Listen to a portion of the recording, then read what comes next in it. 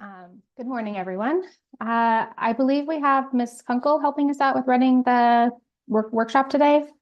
Could you confirm that the workshop webcast is up and running? Yes, it is. Thanks. Thanks. Well, welcome everyone. This is the workshop for Colorado PUC proceeding number 24M-0060G, which is the first gas infrastructure plan of Colorado Natural Gas Incorporated. I'm Wendy Rosati, Commission Counsel, and I'm joined by Jesse Truella, Mike Mendelson, and Ron Davis of the Commission's advisory staff. Before handing the workshop discussion over to advisors, I'll give a bit of background and some information on what advisors anticipate for this workshop. In accordance with Commission Rule 4552, CNG filed its GIP in this proceeding as a miscellaneous filing. So this is a miscellaneous proceeding that is governed by the processes set forth in the rule and by Commission Decision number C24-0258 that opened the proceeding. In that decision, the Commission directed that a workshop be held with Commission advisory staff and CNG and the other parties to discuss questions on CNG's filing and to help advisory staff in its development of a report that will be used by the Commission in its ultimate decision in this proceeding. Under Rule 4552, at the end of this proceeding, the Commission will issue a decision regarding the adequacy of the GIP and the methods and processes used to formulate the filing, and will provide guidance to be used for the preparation of future GIP filings. With that in mind, advisors intend to ask questions of CNG and the parties in order to best inform the commissioners on what CNG's current infrastructure planning processes are and to learn what the opportunities are in this area. The hope is that this can be a conversation between advisory staff and CNG and the other parties, rather than just questions and answers. So first, a couple housekeeping items for this workshop. This session is being recorded and is currently being webcast through the Commission's website. In the event that a confidential session is necessary, Ms. Kunkel will assist us in turning off the webcast. The confidential session will be recorded and will be maintained and distributed in the same manner as confidential transcripts in an evidentiary hearing and subject to the same confidentiality provisions and the Commission's rules and the applicable non-disclosure agreements. I also remind participants that there will be an opportunity for further comments in this proceeding, so things discussed today can be followed up in writing. Do you have any items to add, Ms. Kunkel? No, I think you covered it all. Thanks. And are there any logistics the parties need to discuss up front? I believe we've noted CNG's Ms. Strout's limited availability already. Okay, hearing nothing from the participants, I will, yes, Mr. Domenico. Yes, I'm Harry DiDomenico with CNG, and I just want to make you aware that Ms. Strout will be available periodically. We sent a note, 10:30 to 11:30 is the preferred time. If we're running a little behind, she could be available at 1. Okay. Thank you. I believe advisors will take note of that. Thanks. And with that, I will turn this over to advisors.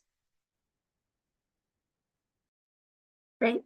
Thank you, Ms. Rosati, for the background and introduction. As a quick note, if you could edit your Zoom name, those of you who have not done so already, edit your Zoom name to include your organization. That would be really helpful for advisors for the duration of this workshop. I'm Jesse Truella of the Commission Advisory Staff, and as Mr. Rosati said, I'll be joined today by Mr. Davis and Mr. Mendelson, also of the advisory staff.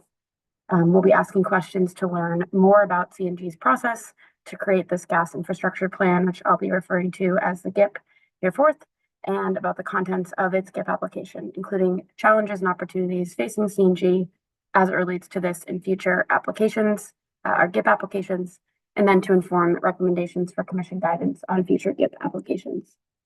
As Ms. Rosati mentioned, we do want this to be a conversation, not just a back and forth of questions and answers. So to try to accomplish that, we will follow this agenda. First, after I kind of give this intro, we'll do a quick round of introductions. When introducing yourself, please share your name, your organization, and your current role at your organization, just so we get a sense of who's here.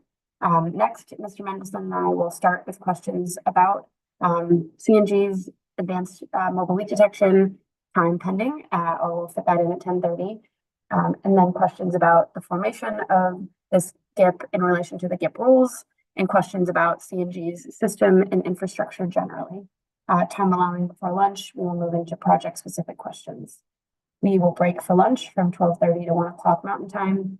And then after lunch, we will ask questions about the GCC concrete plant, both parts of the Colorado Eastern HP steel replacement project and the Port of Colorado project in that order.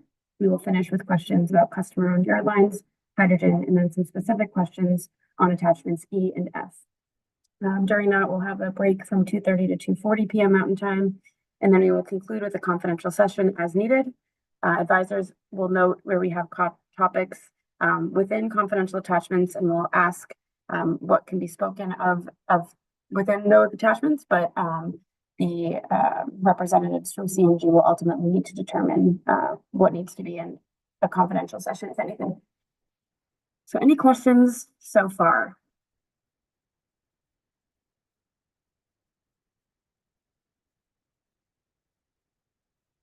All right, hearing none, we are also joined by representatives from the Office of the Utility Consumer Advocate, UCA, and from the Colorado Energy Office CEO, who are parties to this proceeding and who have submitted initial comments in this proceeding already. The intention is that, time permitting, after Mr. Mendelson or I or other advisors ask questions on a particular topic, the parties can ask follow-up questions to the questions posed by commission advisors. So let's begin with introductions. We'll have those from on the line from CNG start first. So if you are from CNG, again, your name and your current role would be great. Thank you. Good morning, Ms. Lula. Mark Davidson, counsel for Colorado Natural Gas. And I will say, just as a point of order here, with respect to the confidential information that you mentioned a moment ago in your introduction, it's fine with us if we leave that for the end. We filed a number of documents confidentially, as you know, in this proceeding, and we would appreciate it if parties would limit their questions with respect to any of the confidential information to the time period that you mentioned toward the end of today's proceeding. Thank you. Great, thank you.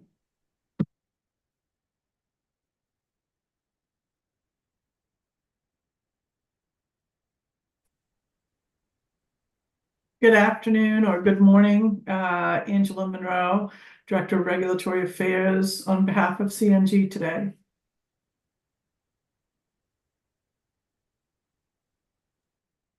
Harry DiDomenico, Principal Regulatory Analyst for CNG, and I'll try to point to some of our team members to keep a pace here. So Mr. Hagler, if you could introduce yourself next, please. And Mr. DiDomenico, sorry to jump in. This might be me, but you're coming in pretty quietly. I don't know if that's the case for others, but I'm having a little bit of trouble hearing you.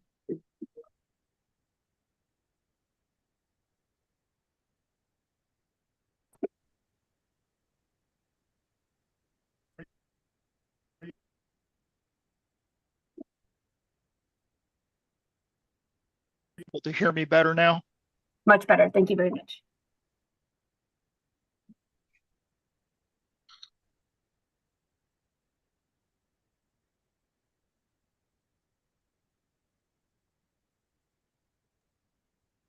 Andy, do you want to go ahead and introduce yourself? Can you hear me? Yes. Yeah, I'm not sure I know how to turn the camera on, but I'll figure it out. Your camera's already on, so you're doing great. Okay, you can see me? Excellent. Okay, my name's Andrew Hagler. I'm Senior Counsel at Summit Utilities and also Colorado Natural Gas.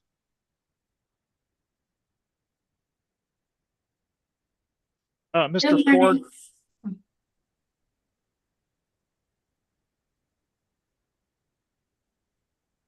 Yes, good morning. My name is Jeffrey Ford. I'm Senior Director of Engineering for Summit Utilities, including Colorado Natural Gas. Mr. Watkin.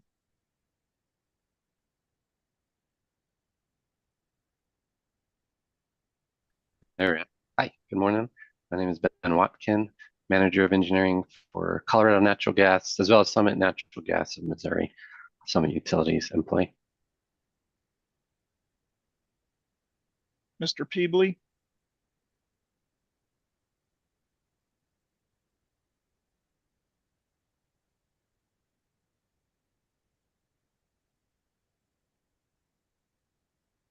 Good morning, everyone. Mitch Peebley here.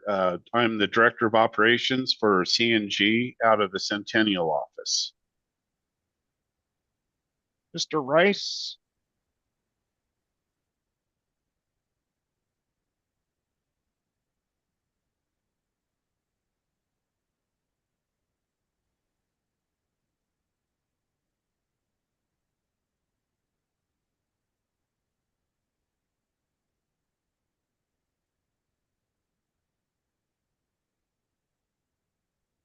As we wait for Ms. Rice, Ms. Mace? Yeah, thanks, Harry. Good morning. My name is Gina Mace, Director of Energy and Environmental Policy for Summit Utilities, also for Colorado Natural Gas. I'll come back to Mr. Rice if you're able to hear us.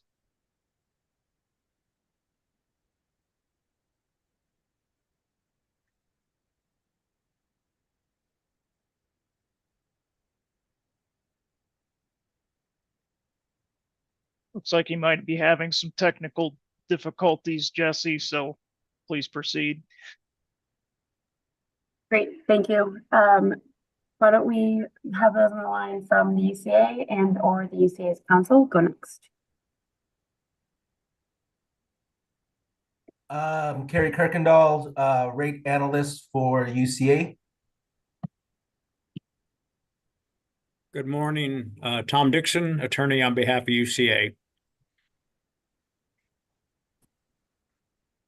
Great, thank you. We will have those on the line from CEO and or CEO's council. Go next. Good morning. This is Gabrielle Falcon, counsel for the Colorado Energy Office. I will also be joined by Jess Lowry, who is counsel for the Colorado Energy Office, and Jocelyn Durkay, who is the Associate Director of Regulatory Policy for the Colorado Energy Office. Great, thank you. Is there anyone on the line that has not introduced themselves and is not a member of the Colorado PUC or PUC staff?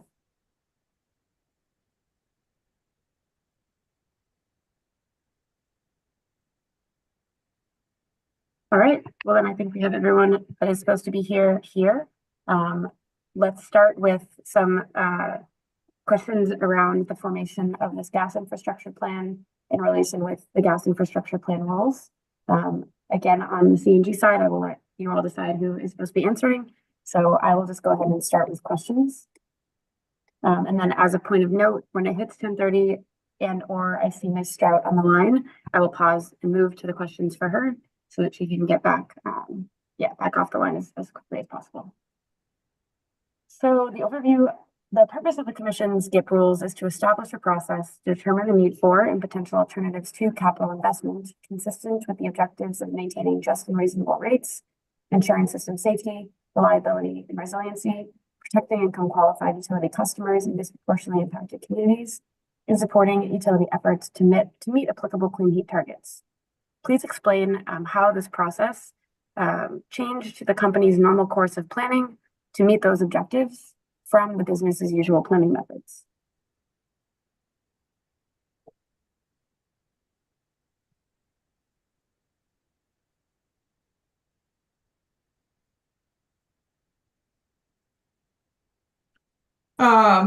So I'm not sure who on our team was really prepared to answer that question. We were really here to answer questions about what we did, and weren't really certain of the scope of the questions. So I think what our filing was intended to do was comply with the rule, and I'm not really sure that we did anything that was beyond that, or were prepared to answer any sort of theoretical questions.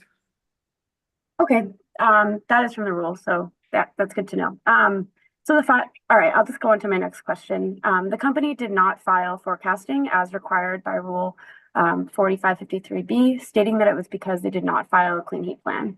Does the company believe is exempt from providing forecasting in total?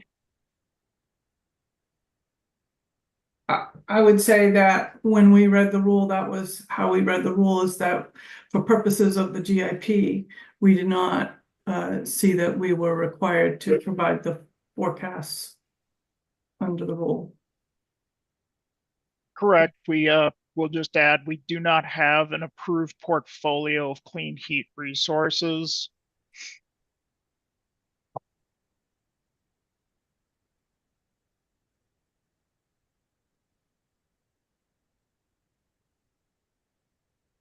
Okay, thank you. Rule 4553B2A requires that a utilities forecast incorporate the effect of current or enacted state and local building codes. Although you did not complete a forecast, did you incorporate the effect of current or enacted state and local building codes in any way in this gas infrastructure plan?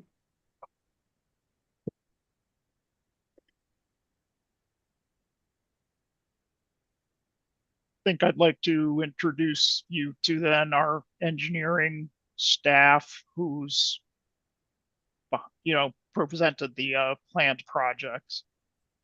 That'd be great. Thank you. Hello. So your question is, did we incorporate newer building codes into our system modeling process? Am I understand that correctly? Yes. Okay. So what we reported on was just our way of system modeling historically, how we have come to determine pipe sizes, how to best serve our customers. And so we do that, taking a historical approach, really solid data about how much natural gas a typical customer profile uses, and then we use that to model for future planning. That's what we submitted in our plan. Okay. And so I'd like to add to that, Ms. Ciula. When we provide service, it's in response typically to a request for service. We don't know a customer's potential build of the home necessarily. If we do, I see that as an applicable thing. It's just, it depends if a community has adopted a certain, or a development has adopted a certain building code, for example. It would depend whether the request for service obviously comes from that development. Thank you. So it appears that 3 counties in which CNG provides service, Park County, Adams County, and Summit counties, have reported that they are actively moving from 2018 to 2021 building codes, and that Arapahoe and Pueblo counties are already using 2021 building codes. Have you incorporated this information anyway into the GIP? Would that have been part of the historical, or is that something that's still evolving? That was not incorporated into this GIP file.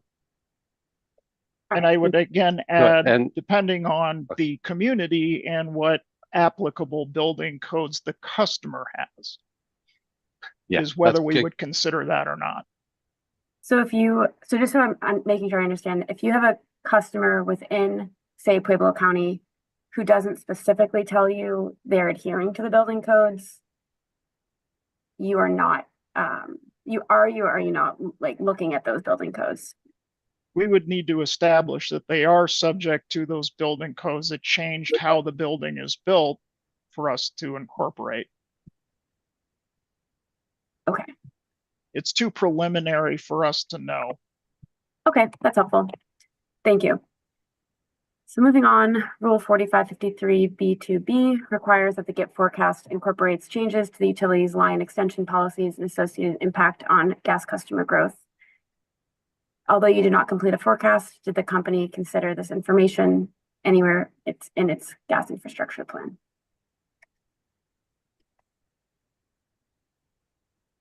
I'm sorry, could you repeat that question? Yes. Rule 4553B2B requires that the GIP forecast incorporates changes in the utilities line extension policies and the associated impact on gas customer growth. Although you did not complete a forecast, did the company provide this information anywhere in its skip or consider this information.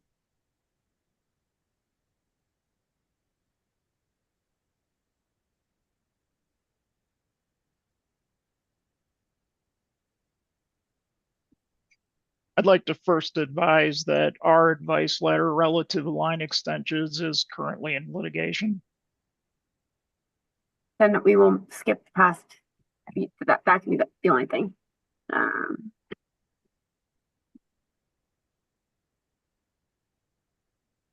Thank you. Rule 4553B2D requires that a utility's forecasting around the price elasticity of demand, such as the impact of reduced throughput and rate increases on sales and peak demand requirements and impacts of commodity prices.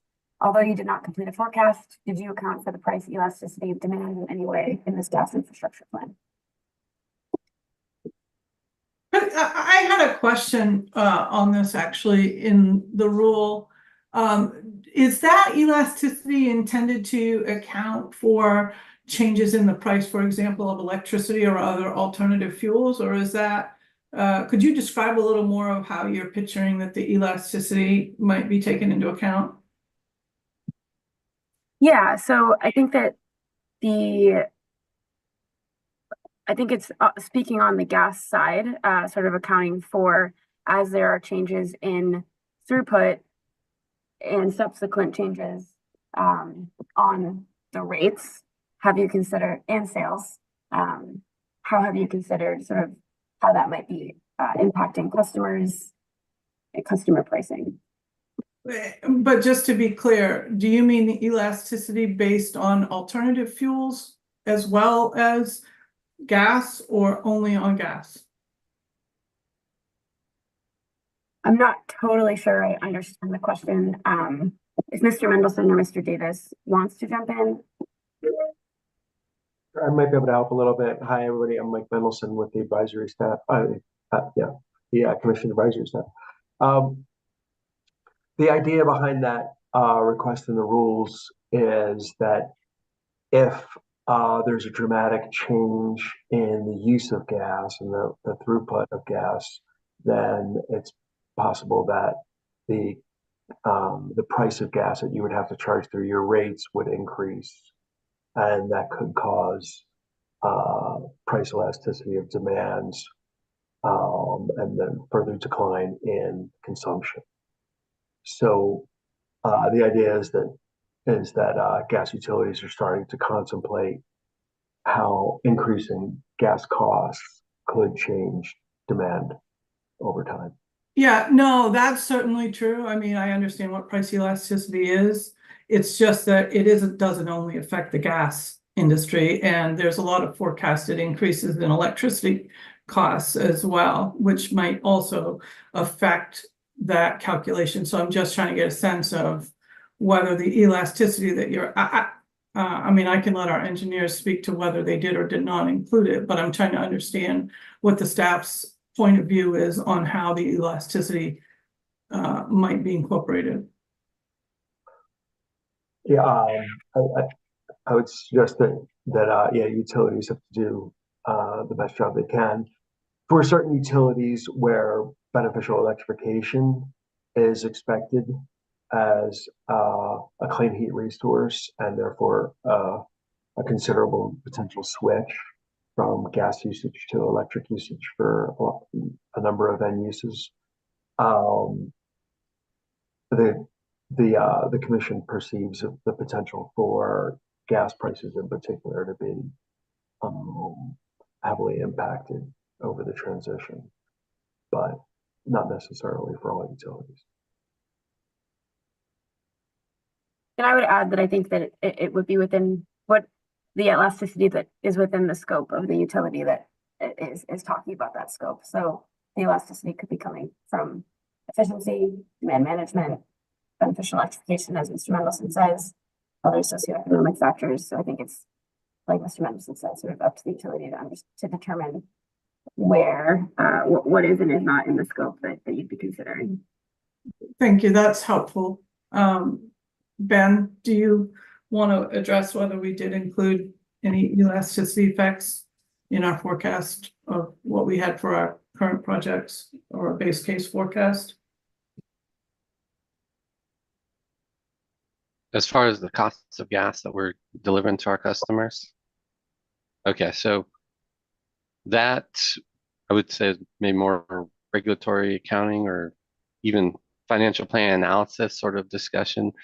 On the engineering side, we're primarily focused on the cost of the project, execution of the project, design of the project.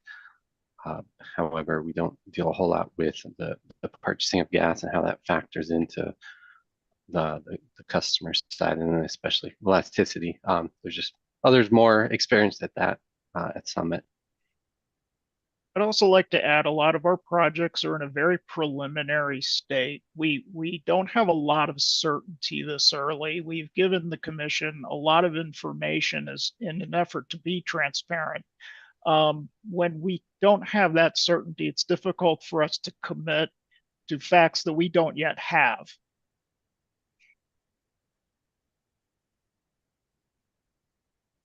Thank you. And then just a little bit more broadly, how does the company determine its peak design temperatures, and how does that differ across your system?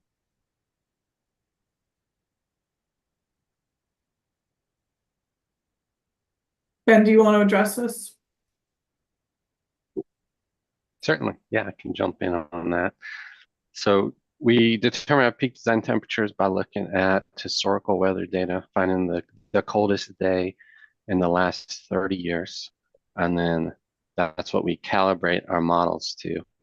And we look at weather stations that are, part of NOAA and where that weather data is collected.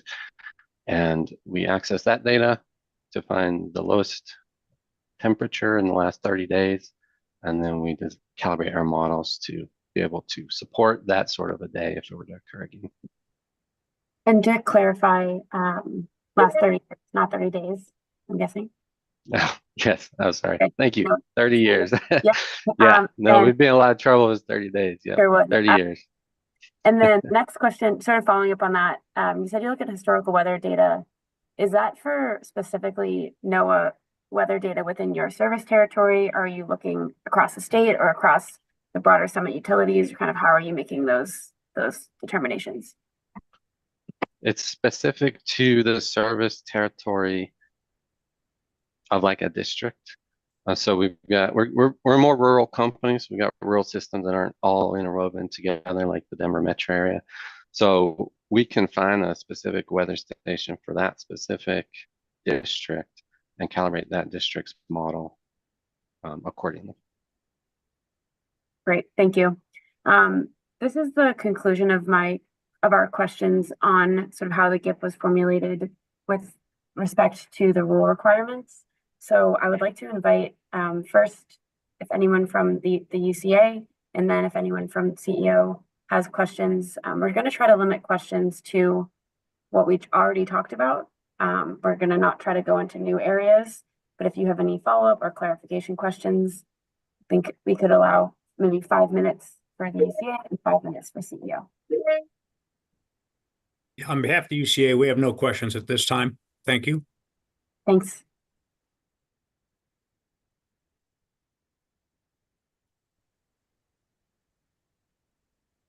Does anyone from CEO have questions at this time? Hi, yes, we just had one question regarding the building codes discussion.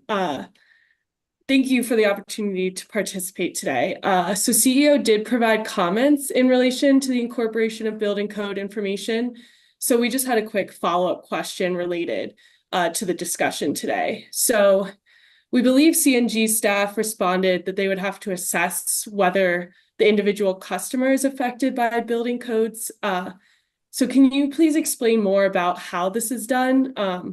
For example, does this involve assessing whether the authority having jurisdiction has a building code in place, or does it involve something different than that?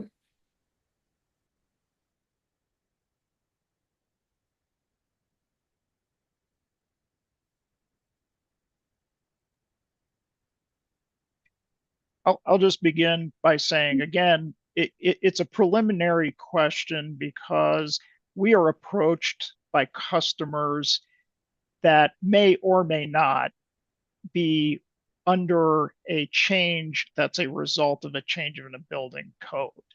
We would probably assess that in the future, you know, if that were to be the case and incorporate it appropriately. But without knowing who will approach us, I'll give you an example on our Eastern Territory. You're probably familiar, east of the airport, developments are going up. You know, we won't know until that happens. So again, it's just a preliminary situation. If we get information, we would consider that, of course.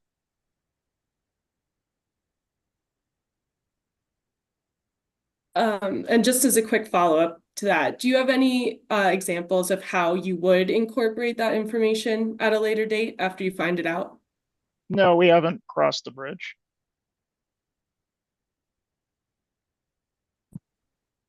So if I could continue on this line for a little bit. So if you get a request for a residential development, you're assuming consumption based on average patterns from your entire system. Are you looking at square footage? Are you looking at any trends in average use among age of households built? Or is there any sophistication to it, or is there simply just average usage across your entire portfolio? I just wanted to clarify, are you asking about how we've done it in the past or how we might do it in the future? I assume. I guess how you're currently doing.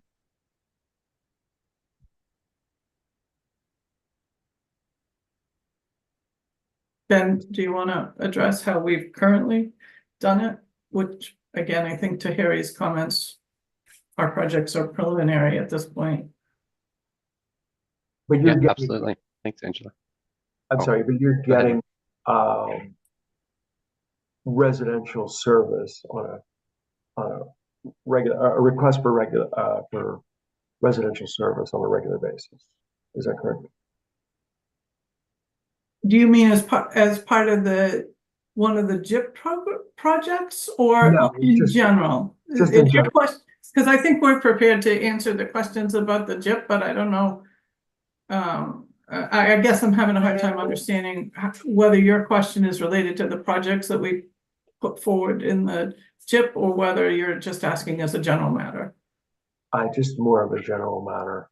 I understand the specific GIP projects are quite preliminary, but just for general planning, how you perceive a residential or business request for service.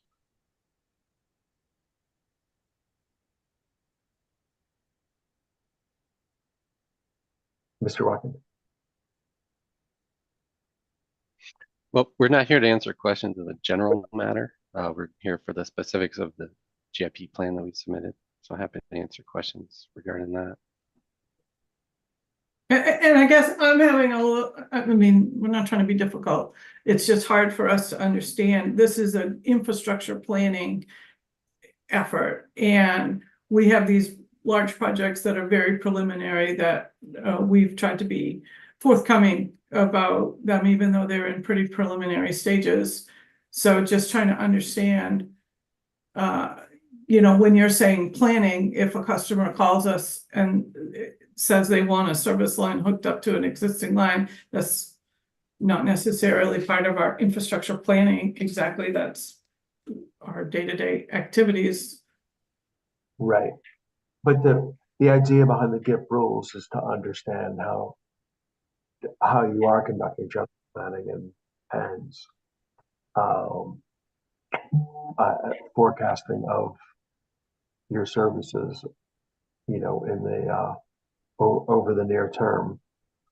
So that is the general goal of the GIP, is to understand that, and then to dive deep into the specific larger projects that you have before you, but to really get a sense of how you're conducting planning across your entire portfolio of activities.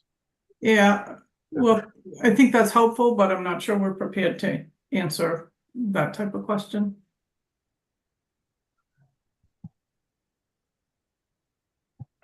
Would you be prepared to at least show a map of your system and how it interconnects with interstate pipelines or other neighboring LDCs, and just explain how your system generally operates? We had supplied maps confidentially, and we discussed that, you know, if we're going to talk about them, it'd be in a confidential session. I could say generally the requirement, as I understand it, goes to the existing system in the new build. That's part of the planned project. So I'll just then defer to the confidential session if we want to get specific. Mm-hmm. Okay, that could be helpful just to get even just a basic understanding of your broader system, and perhaps this is something we can come back to in after lunch. But just generally how it operates, who you interconnect with, where you perceive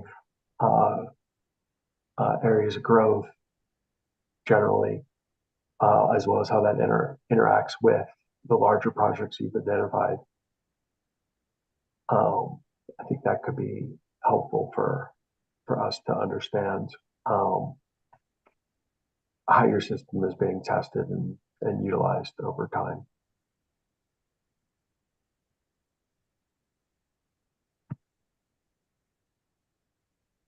Jesse, did you want to go back to AMLD?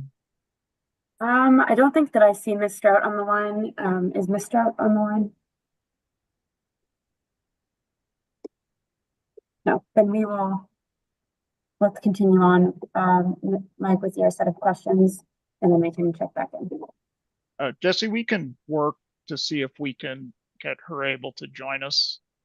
No, we just want to work to her schedule. So I just don't want her sitting here if she doesn't have to be. So you don't have to get her on. I believe in the background, we're trying to accomplish it.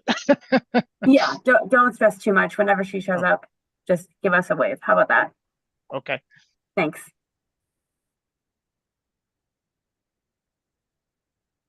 Would you like me to continue? Yes. Okay. So, and also these are just some background questions, and I realize they may not be specifically requested in the GAP rules. But we did notice that that number of your projects serve a single customer, a very small set of customers, and potentially represent a large percentage of your rate base.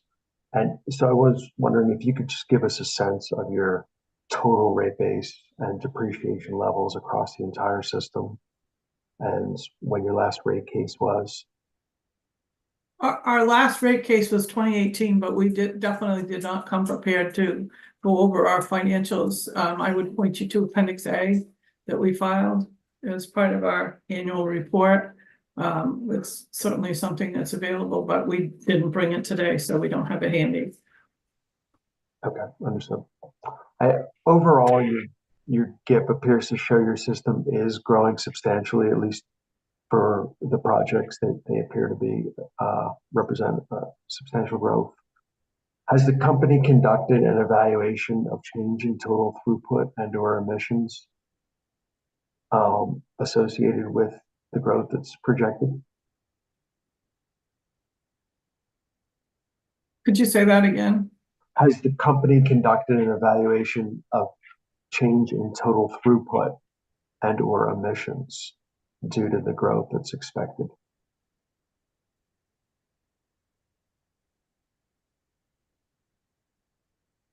I don't know the answer to that. As far as throughput goes, Ben, do you know whether there's an estimate of the total throughput associated with the projects? We've certainly evaluated the change of throughput because we're going to be adding more throughput to the system. We know that, I suppose, on a very preliminary basis with the bigger customers that we're working with, that would be confidential information, obviously.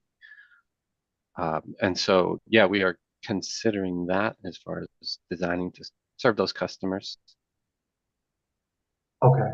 But you do have a statutory requirement to reduce emissions over time, correct? Is that a question about our GIP? I mean, we're not here to, I don't think, to argue about the statutory requirements. I would think that would be something we might brief. Mhm. Okay. And I know the commission did separate infrastructure planning from emissions reduction planning in these two processes, but there is a strong overlap and general concern for both infrastructure costs as we're doing emission reduction planning and vice versa. So it is of general concern that that each utility is considering the emissions related to its infrastructure planning and vice versa. But you're suggesting you're not able to talk about that now. Is that correct? Well, I thought your question was to talk about whether we had an obligation to reduce our emissions pursuant to the statute. Is that your question? Well, I guess it was a multi-part question, but generally we're interested in just what direction your emissions are headed toward, and what the growth that's represented here in these GIP projects, how that may impact your emissions through and overall throughput. Yeah, I mean, we provided answers in the GIP about our thoughts on that. I think, again, a lot of these projects are preliminary, and I don't think we are in a position to know what we're avoiding for fuels. The project that we did have information on, which is, I can't recall if it's confidential, so I'll avoid saying the numbers, but one of the projects we did provide information on. So I think we provided the information we had. I don't know, Gina, did you have anything else? Thanks, Angela. No, I was just going to chime in that in each of our proposed projects in the GIP, we did touch on what we are doing in regards to emissions. But again, because we're not required by the Clean Heat Plan to forecast that, we've responded accordingly in the GIP. If I could just add also, Mr. Mendelson, one of the things we're deploying currently is advanced leak detection technology. The system is called Picaro. It's in the GIP, and we mentioned and gave a pretty good description. This is the first year we're deploying it. It's in process. When it goes to emissions, that will make a difference for us in certainly the technology's ability to identify leaks, how much leak emissions are coming from those leaks, and will enable us to address leaks probably much quicker. And that is something that we undertook on our own volition at obviously an expense to try to be a leader in advanced leak detection technology. I just wanted to point that out. Okay, thank you. Appreciate it. Ms. Schuler, would you like to go on with the next section? I'll note that Brittany Strout has joined us. Yes, thank you.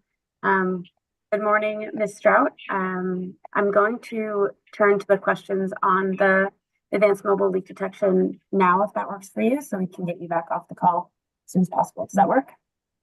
Absolutely. Thank you, guys, and thank you for the accommodations. Of course. So the first question is just, how did the company select the Picaro system? Yeah, so we had an acquisition in 2022 that had units operating in another state's footprint.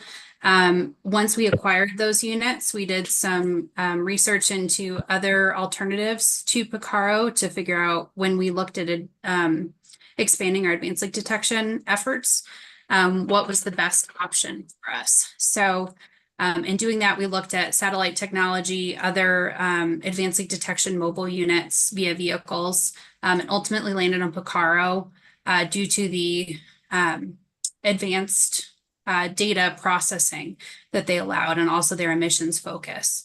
So that was part of the diligence that we did. That's helpful. So it sounds like Picaro is not like an in-house system. Is that who makes, like, is it something that the utility you acquired made in-house, or sort of where does Picaro come from? Yeah, so Picaro is a vendor that we purchased the units through, and they also support us with the technology that allows us to filter the data that we capture from those units. So we deploy them mobily in vehicles, and that data collection comes back and gets processed and managed through a technology that they also support. Great, that's helpful to know.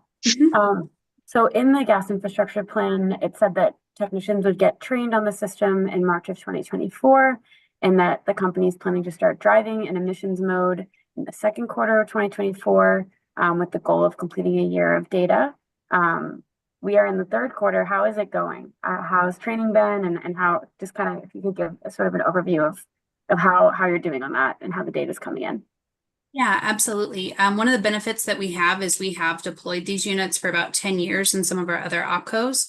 So we took that expertise and deployed it here in Colorado. We started driving earlier this spring, and we're about 60% complete driving our footprint of what's drivable in the system. And just a note of caution, not everything is drivable in a gas utility system, right? But the portions that are drivable, we're looking at a 60% complete for an emissions survey. And that puts us on track to complete by the end of the year. Great.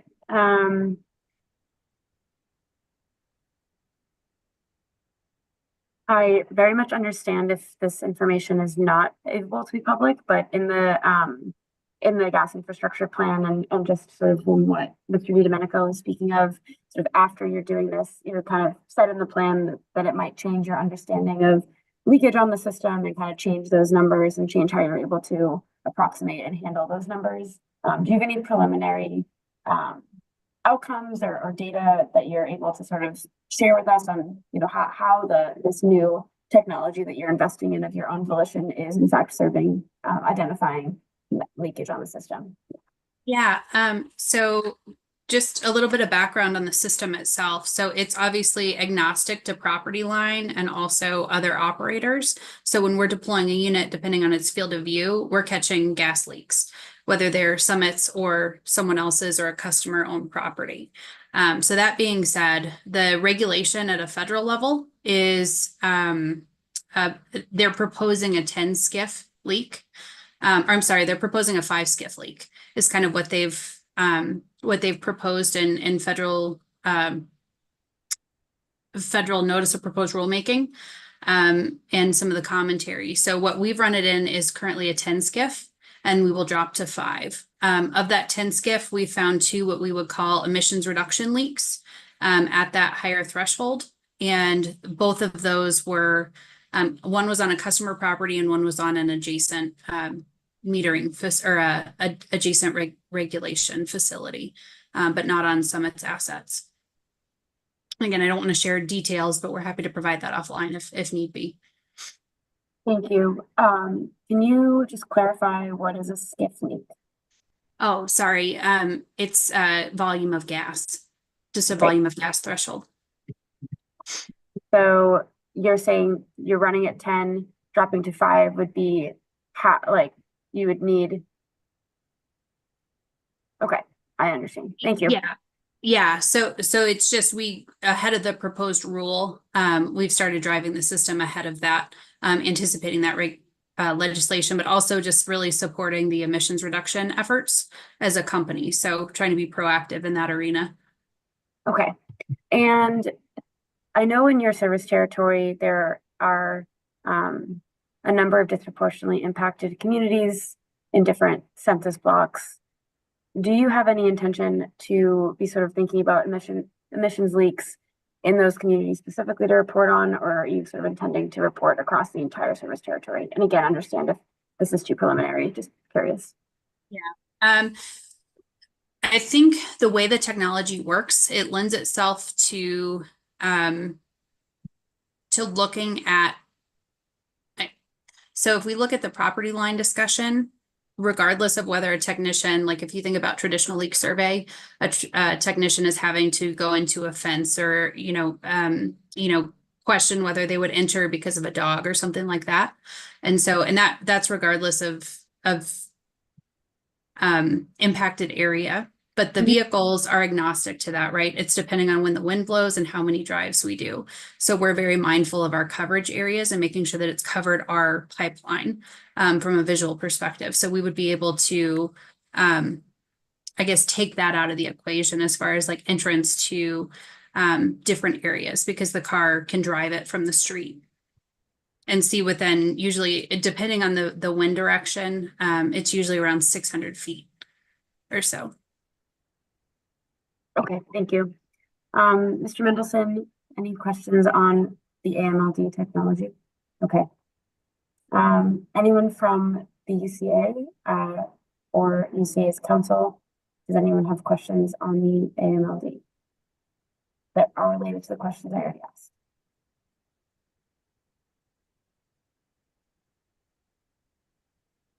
All right, seeing none, does anyone from CEO or CEO's council have questions for Ms. Strout related to the AMLD? We have no questions on this topic. Great, thank you. Then I think, Ms. Strout, that probably concludes the questions we have for you. So thanks so much for joining us this morning. Thanks, everyone. Okay, I'm going to move into the GIP filing. And again, Jesse, if I could just speak briefly, because we just completed a session on emissions. Also, outside of the GIP is the DSM strategic issues filing. That's a new concept. We filed our first DSM strategic issues plan. We did increase our DSM goals significantly. That's going to also affect emissions. I wanted to point that out.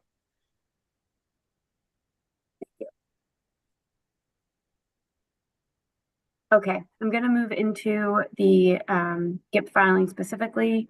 And again, I don't intend to ask questions here related to the confidential session, but if that, yeah, we can defer as needed. My first question is, there are 4 different times for each project, actually. It says, so subsection E, under each project under section 3, the CNG planned projects, all of the planned projects are listed as informational projects. And then I've heard sort of language this morning calling them preliminary projects. Could you just speak a little bit to sort of the certainty of these projects? Are they planned? Are they informational? Are they where, that would be really helpful. Ben, do you want to address that? Certainly, yeah. Can you reiterate the informational versus action period? Because we did have some listed in the action period. Yeah, it very well could be a typo, and that's just sort of what I'm trying to find out. Okay. Basically, underneath each project, you have you have A through R in each one of them. Your E says action period or informational period. And every one of your projects, so it's the 3 projects, but you've split them into 4. Each says gas infrastructure plan informational period project. So I just was hoping to understand if that was a typo or if that are these in fact planned projects. I just wanted to get clear on that. Okay, I see. Thank you for clarity. I'm looking at the spreadsheet we submitted with the yearly plan. So that's where we put action period, but I see now you're referring to another section. And so, yeah, as far as whether they're specifically planned or not, I mean, 2 of them have a lot more certainty as far as they're going to happen versus, and I don't want to get into confidential territory here, we can maybe talk more in detail on the confidential segment. But we have, a higher degree of confidence for one of our projects, and then a little bit lesser for a second one, and a third one is really very up in the air. It's shifted multiple years, so we've been trying to work with that developer for some time to get a specific year nailed down. So, I would say that one is correctly informational. The other two, one is probably on the border of action versus informational. One I would call action. So that would have been, that certainly should have read action period in the filing. Okay. So glad we're having this workshop.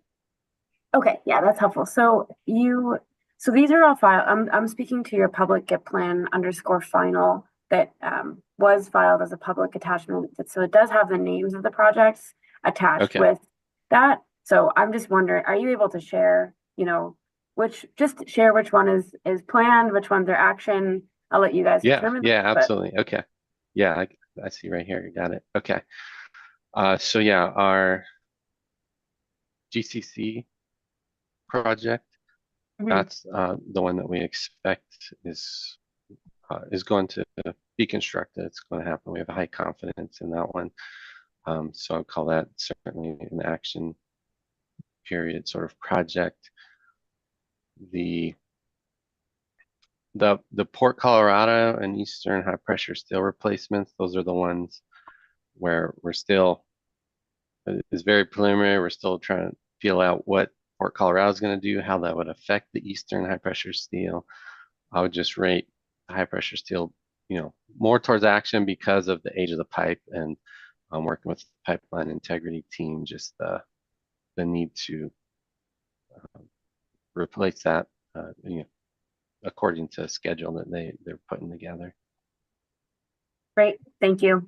That's helpful to know. So I'm not going to go into, so in your attachment A, without saying numbers, there is an omission of a certain amount of costs under your land acquisition and environmental permitting associated with one of the projects. It looks like you summed incorrectly and should have left out a cell, but can you talk about, can I reference a cell number and see if you're summing correctly, or would you rather this be in a confidential session?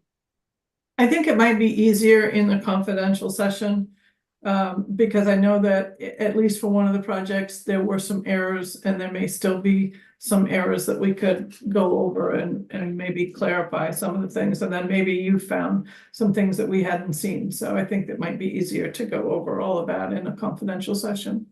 Great, thank you. My last sort of housekeeping logistics, this is just an ask. Can you resubmit for us at some point, or some point soon, hopefully, confidential attachment A in the PDF form, so that the table is reformatted on a single page? It came through in quite a lot of pages, and while we do have the spreadsheet, it would be helpful to have the PDF sort of formatted on one as well.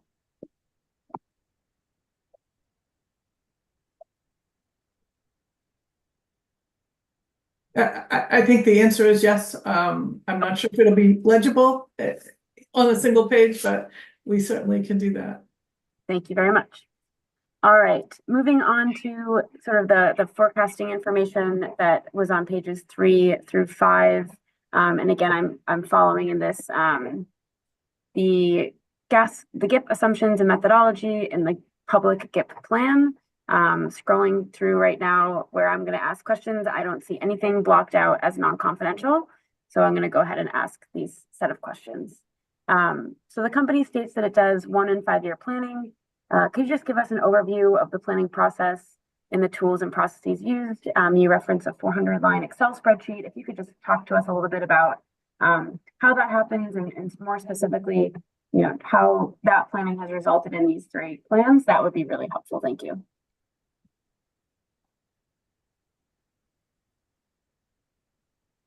Ben, is that something that you're able to address, or is that something that happens with another group? Estimating comes out of the engineering group, so I can speak to that, and let me know if you have specific questions. I'll have to try to kind of describe it in general, but yeah, 400-line spreadsheet, as you said. We've got line items for really any little cost that you could have on a project. And so when we are gathering as a team, huddling up and looking at a new project, we've got project manager, engineers, construction manager, all providing input on, line by line, will we need this on this specific project? If we do need it, then the sheet is built to estimate the cost already based on just agreed upon rates with our contractors. Or if it's a really unique circumstance, we can look at past projects, what that situation costs on a past project, and enter that manually. And after several hours of work, we've got a complete estimate built that's very detailed, very accurate, and that's what we use to move forward with our finance team and getting those numbers going.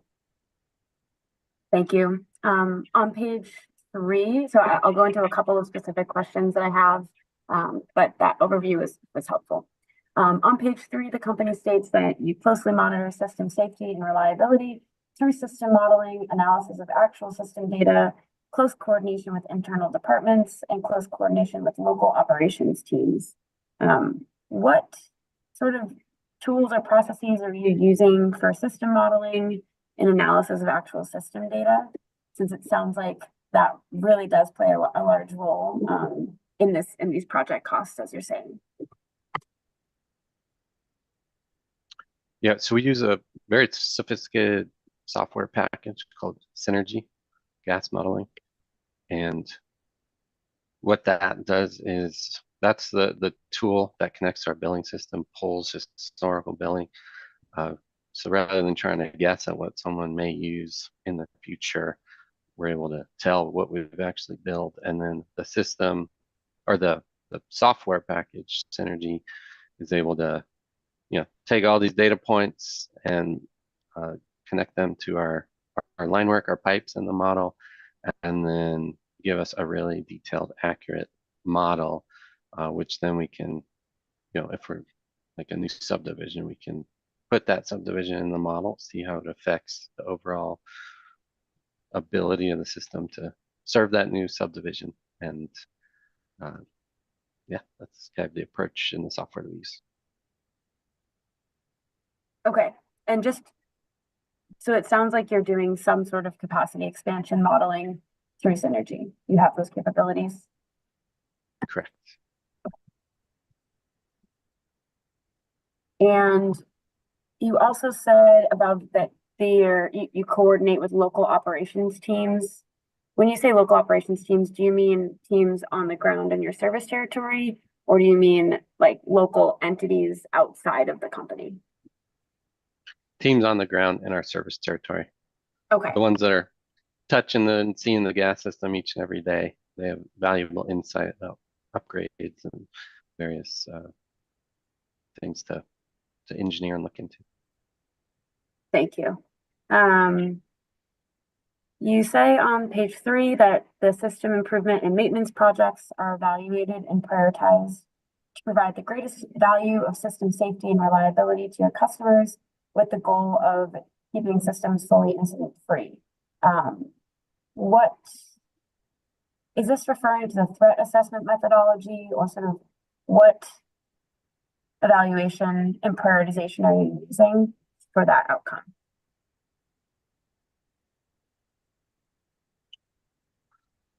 So threat identification, a lot of that really comes from our pipeline integrity team that are doing risk analyses, and that would be Brett. So it's too bad her time is up, her session. But yeah, they're feeding us a lot of information about where to really focus on system improvements. They have a method of risk ranking. So that's where we get a lot of our data from, information. And then we're also just looking at a number of customers served off, a specific station or specific line. Budgets can sometimes play a factor if something's way more costly. Then we look at, evaluate from those options as well.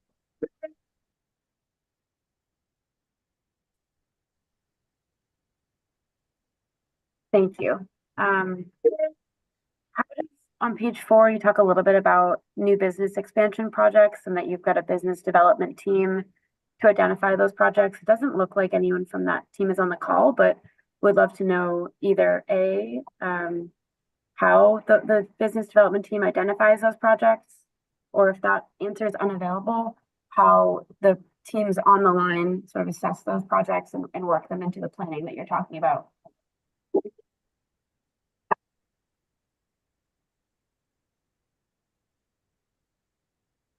Would you like me, Angela? Would you like me to Well, speak to business yeah, I development? was gonna ask you, I mean, I can tell you what I think my understanding is, and Ben, I guess you can correct me if I'm wrong, but my understanding is that most often for substantial projects that we're approached by the customers. Ben, is that consistent with your understanding? Correct, yes.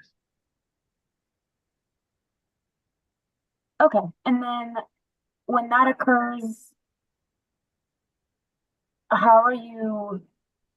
what is the process to understand what that customer's profile and usage might look like? Are you ever talking to the electric service provider, or like what sort of triggers the obligation or the understanding that that will be a customer of yours? Is there like an application, or how do you go about that?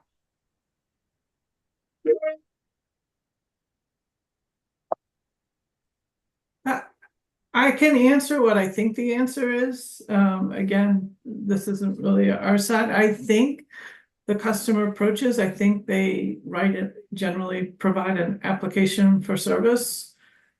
If it's an existing customer, I think we have already open lines of communication where they describe to us what they expect. And I think I would think we work with whomever the customer is to get a better understanding of what their expectations of their needs are. Ben, do you think that's right? Yes, that's correct. Yeah, and either our business development team or even a technician will meet directly with the customer and list out specifically line by line what sort of equipment is in their home. We do a lot of conversions from propane, so we typically already know what's going to be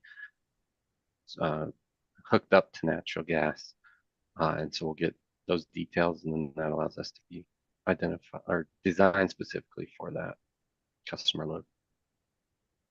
Thank you.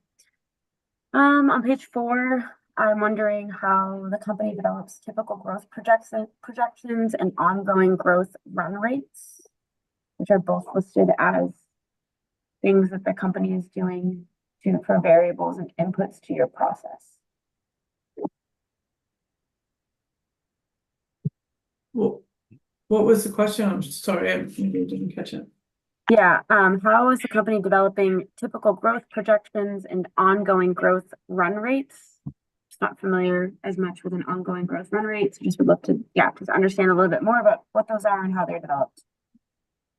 I don't know the answer to that, do you, Ben? Yeah, we've been working with Excel a lot on this, our supplier, because they need to know what our growth looks like in the next 5 to 10 years. And so we look at historically how much has the system grown over the past few years, and it's pretty stable, given a specific system, and it's a pretty steady growth rate. We're not at the point of having a chart that's all over the place as far as growth goes. It's been pretty stable throughout all our systems. The exception is when like a big industrial customer does come on, but those aren't really factored into our year by year growth. We more know about those big ones years ahead of time, and we're specifically planning for someone big like that. Thank you. Another variable and input in the process that you state is that the company is using required codes and standards as a variable and input to develop your projects. We may have already gone through this to the point of no more answers, but it sounds like you're not doing a ton yet with the building codes and standards. Are there other required codes and standards that you are looking at? Yes, yeah, we design according to DOT codes and standards. Thank you. FERC. Did you say FERC? Excuse me? Did you say FERC or? Yeah, FERC, yeah, yes. Okay, thank you. Next question, does the company incorporate a calculated net salvage value for your projects?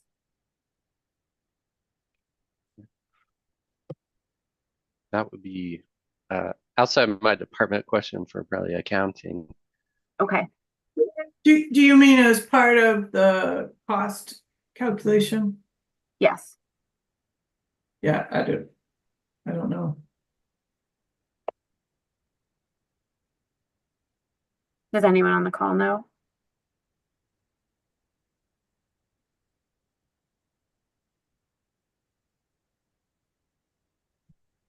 And I think the follow-up probably is directed to Angela, to Ms. Monroe or Mr. DiDomenico. Do you have somebody within the company that would know the answer to this? And would it be possible to get that information before 4? I would think we probably, I mean, to the extent we make our cost calculations, somebody will know the answer as to whether they included the net salvage value. And I think we could provide the answer to that question. I guess my only clarifying question to make sure we are understanding correctly what you're looking for is which are you speaking to, like the cost information that we provided as part of this GIP filing? Yes, I think for the projects and cost information in this GIP filing, it would be helpful to know if there's a net salvage value associated for each project. If it is already included in the calculation, it would be helpful to know what portion, right, it is included. And if it's not included, sort of, again, what is that value so that we're thinking holistically about project costs here? I think assuming a net salvage value would require some certainty as to what's going to be included. Because a lot of these projects are preliminary and we don't have an answer to that, it might be difficult. I'll just put that in. So is your understanding, Mr. DiDomenico, that the company's using different net salvage values based on the project, or is it, and there's not a consistent net salvage value that's assumed across the gas system? If we don't know what the value of the construction will be, and we don't know the extent to which the equipment that will be necessary, it's going to be difficult because we don't have certainty.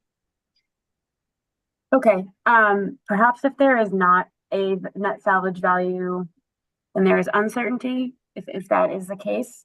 Perhaps if you could provide net salvage values for similar projects you've conducted in the past. I think speaking broadly, right, it sounds like we've got sort of 1 capacity expansion going on and 2 new builds going on. You know, if you could look back at projects you've done with large customers or expansion in the past and give us a range, that would just be very helpful.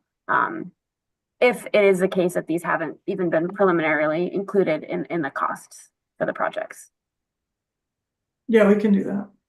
Thank you very much, Mr. Monroe. Okay, next question. To date, or on any of these projects, did the company coordinate with any of the localities in its service territories that are touched by these projects or potentially impacted by these projects? I'm sorry, my speaker may have cut out for a second. Could you say the first part of that again? Yes, for the projects that are showing up in this gas infrastructure plan, did the company do any coordination with any of the governments or localities that are affected or that these projects are touching or near? I think with respect to at least one project, maybe only one project, there certainly have been permitting processes that have been undertaken. I don't know, and maybe Ben does know, whether other projects have involved discussions with municipalities. Yes, all of them. Lots of discussions with local municipalities. And I'll speak by name since that's you point out to me it's public information. So like the GCC project, a lot of coordination with Pueblo County, and they have provided advisement back to us, which we've taken, and we've been able to make some important steps, take some important steps for the success of that project. And then up in for the Eastern High Pressure Steel project, that's close to the town of Bennett. We have a great working relationship with Bennett, franchise agreement with them, and really, fantastic coordination from that town.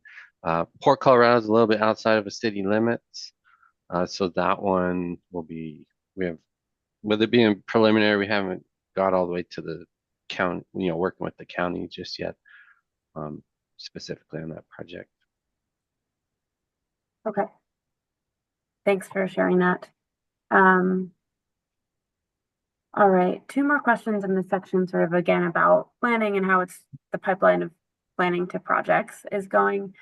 This plan shared the 3 projects that come in over that $2 million threshold that CNG is following in the rules.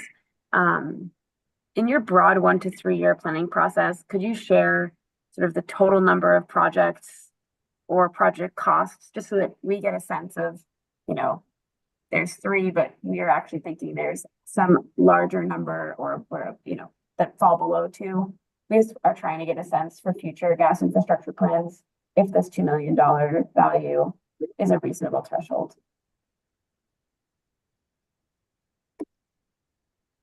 That's the rule requirement, 2 million, and so we aren't prepared to discuss anything other than what the threshold requires. Okay, if we were to try to understand that, would you suggest looking at your 2018 last rate case and sort of comparing it generally to the values here to understand sort of the proportion of your infrastructure planning that's showing up in this versus not showing up? If I were you, that's not where I would look, but and I can't imagine that the 2018 rate case would have a lot of bearing on where we are today. I mean, we file our annual reports that I would think you might find those helpful. Okay. Great. And then last question, there doesn't appear to be any information about upcoming capacity expansion projects or system safety and integrity projects outside of the largest projects presented. Does the company not anticipate any additional system safety and integrity work in the next 6 years that fall above this dollar threshold?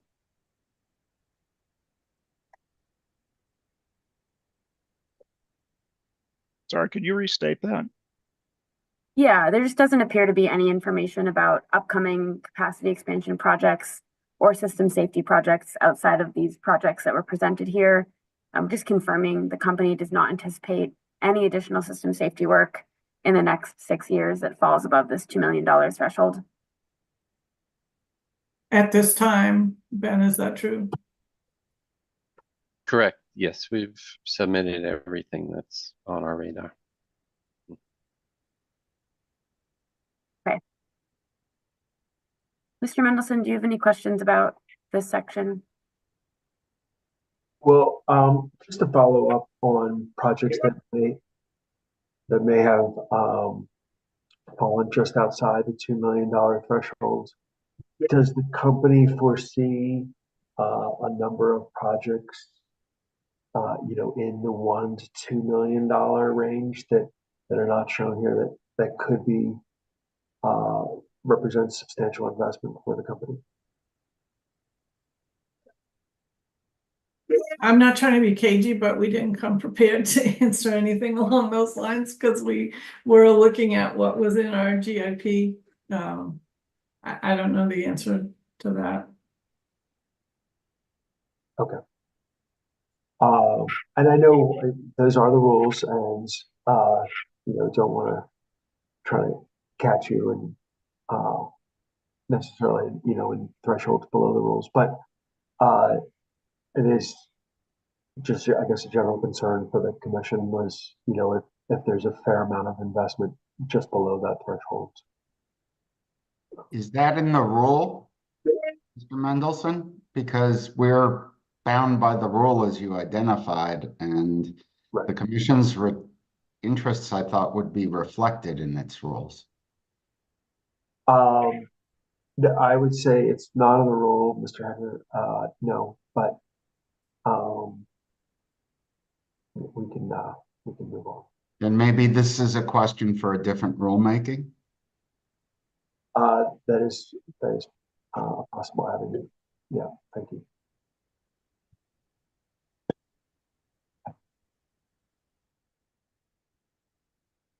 I'm through there. Ms. Shula? Thank you. That concludes my general questions. I have project-specific questions, but before I move into those, wanted to ask if anyone on the line from Colorado Energy Office or Council of Colorado Energy Office has any follow-up questions on the questions I just asked. We don't have any questions at this time. Thank you. And if anyone from the UCA or Council of the UCA has any questions at this time? No, well, again, we appreciate what the staff has been asking, and we don't have any follow-up questions to those. Okay, thank you, Mr. Dixon. I'm going to move into questions on the GCC concrete plant. Jesse, are you planning to combine questions that are confidential with non-confidential, or are you planning to ask the questions that are not confidential? I am planning, let me just, before I speak, give me 1 minute to refresh here. At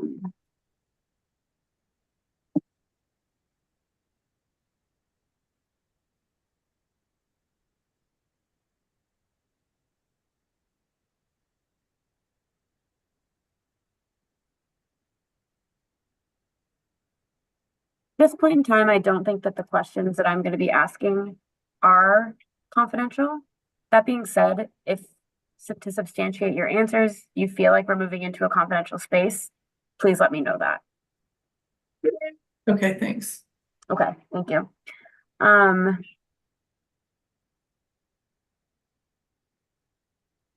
Okay. So sorry, let me just pull this up again. Okay. On page 9 of the public gas infrastructure plan, you state that in order to serve this customer, the company will need a new tap on Kinder Morgan's interstate pipeline because the existing Excel pipeline in the vicinity of GCC does not have sufficient capacity. Could you talk about sort of how that determination was made?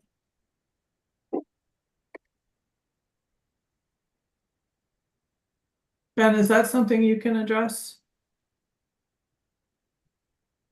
Yes, yes, I can. So the GCC concrete plant is a current customer of ours already.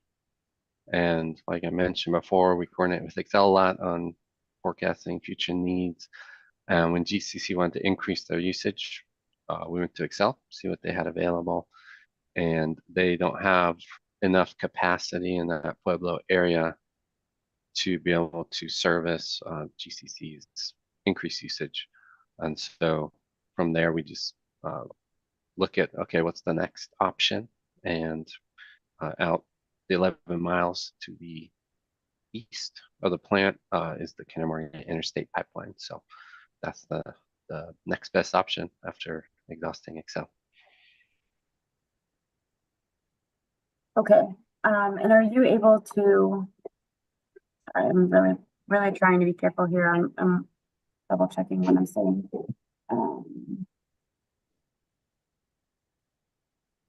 I should probably do that too. This could be a tricky conversation.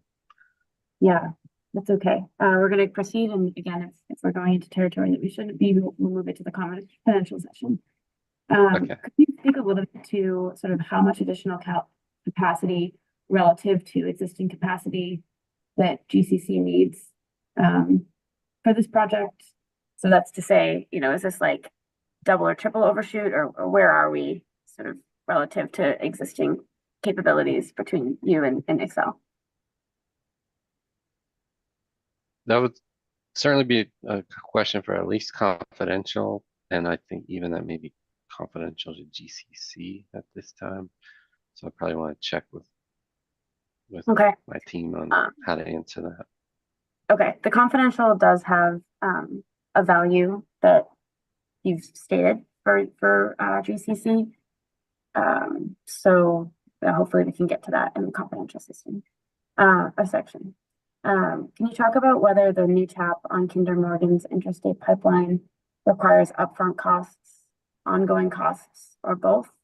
And whether that factors into the cost of this project? It requires both, certainly, and yes, they're both factored in to the project.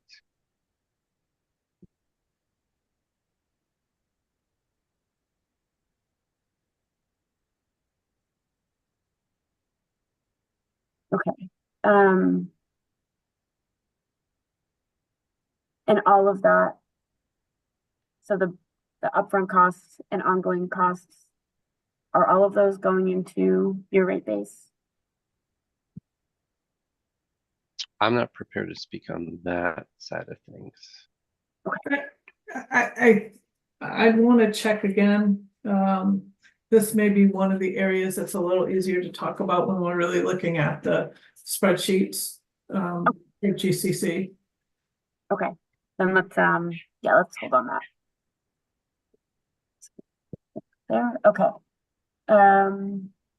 With the new tap onto another interstate pipeline, is CNG discontinuing or reducing use of the Excel pipeline, stacking it? How is that working?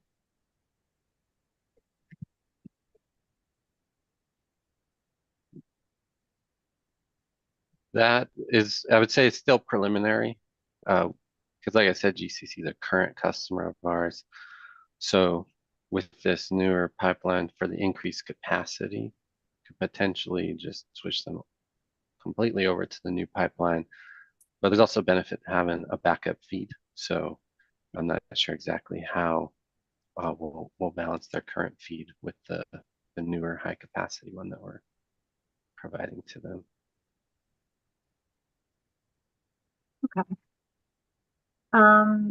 Has there been any assessment, as you're making this determination, any assessment of any new or stranded costs associated with potentially discontinuing or reducing the usage of that pipeline?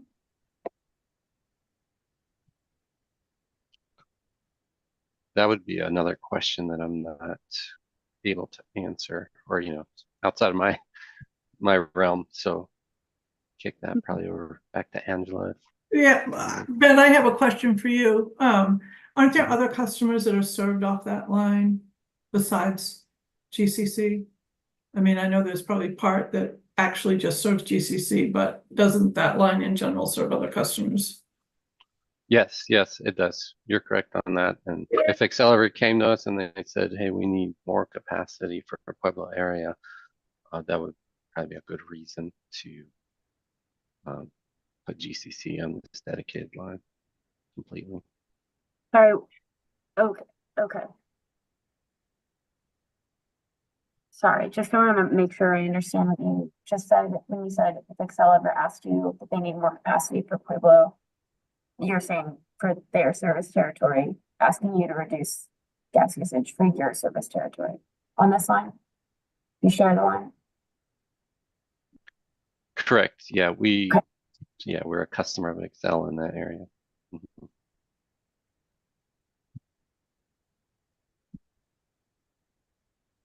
All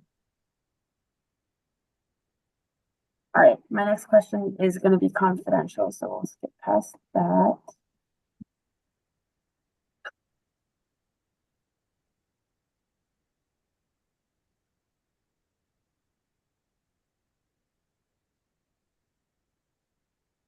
Are you able to speak to, I've got a couple of questions sort of about conversations that you've had with GCC about planning for this project, sort of in terms of being able to estimate usage.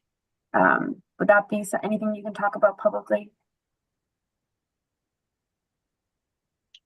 Yeah, Ms. Shula, I'd like to say that we prefer not to talk about that publicly. We have the sensibilities of the customer in mind, as well as the confidential nature of the project from the company's perspective. So to the extent this is something you want to explore further, that should probably be in the confidential section, assuming it's even appropriate to discuss there. Okay, thank you very much. Great. I will go on to my next question. Again, without talking about numbers, it looks like the budget increased pretty significantly in a short period of time. Is that anything you can talk about publicly, or again, should we move that to the confidential session? I think we can say that that is related to the preliminary nature and the ongoing nature of getting better information and as we proceed forward. Ben, would you agree with that? Yes, I would agree with that.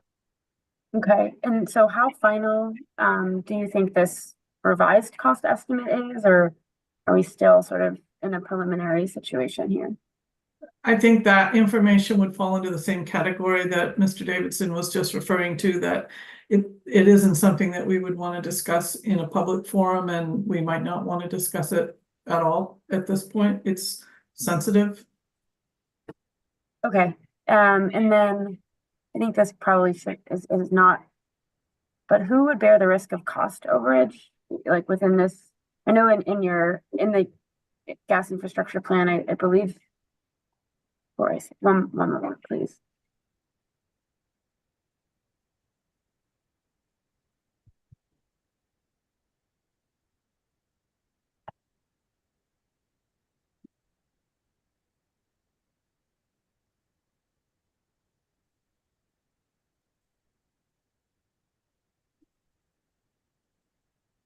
Okay, this is coming from the public plan on the top of page 5, sort of stating your expected level of accuracy is 10 to 15% on projects. Who's bearing the risk of overages as that's occurring? I think this information also falls into that category of sensitive information that we were just discussing. Okay, we'll come back to it in a confidential session. Thank you. I don't see where I can raise a hand. I apologize. But I'd like to make a comment that might help all this. And I do it with Mr. Davidson, who is on the phone call, as well as staff attorney, although the attorney may not be the one working on this case. CNG, the staff, and the UCA have entered into agreement on this particular project. You'll see a reference in their report to a declaratory ruling. The company has agreed to seek a CPCN for this project. Staff and UCA have agreed not to oppose the CPCN, in fact, and to support it. An application will be filed shortly. I don't know the precise date, but I think it's within a week or two. It may provide a lot of the information you're looking for. And so and again, maybe we can get around some of the confidential issues, but that application should point out a number of things that you're asking about, cost expected, things of that nature. So I just want to alert you to that, and perhaps Mark and anyone else that's familiar with this. This was publicly announced in the declaratory ruling, so it's not confidential. And there will be documents filed that'll provide a lot of information about what's going on, pre-filed testimony and the like. So it might be something would be better to deal with at a later point in time, given what we've got going on. And I think it'll help you to help staff to get a lot more information. And some of your staff members are completely familiar with the draft stipulation and the draft testimony already. And I realize you may not be personally, but it is already within the staff's material. And at that point, it's still all public, to my knowledge, or at least public within our group.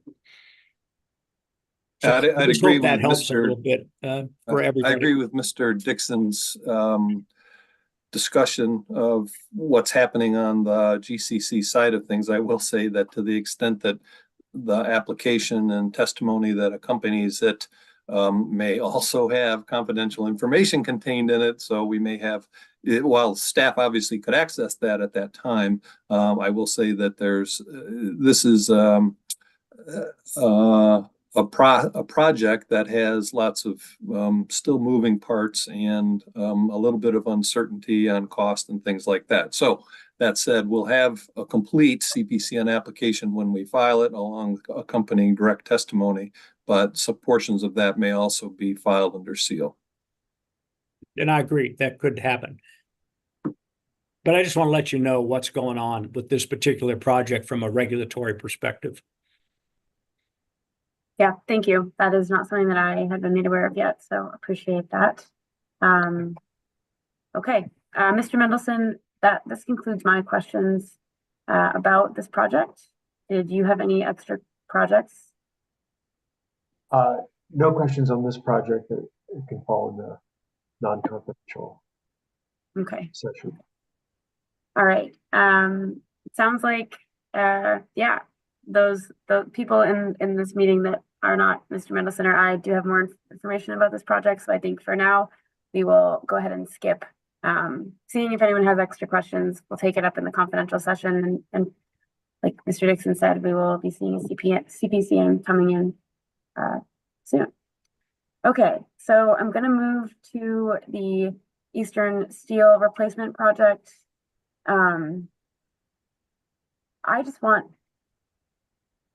It would be really helpful to get an overview of this project from the company. You sort of talk about it in phases and being pretty preliminary. Please give an overview of sort of a narrative overview of the project and sort of how it fits into your service territory, just to help me to connect some of the dots that were in the gas infrastructure plan. Ben, do you want to address that? Yes.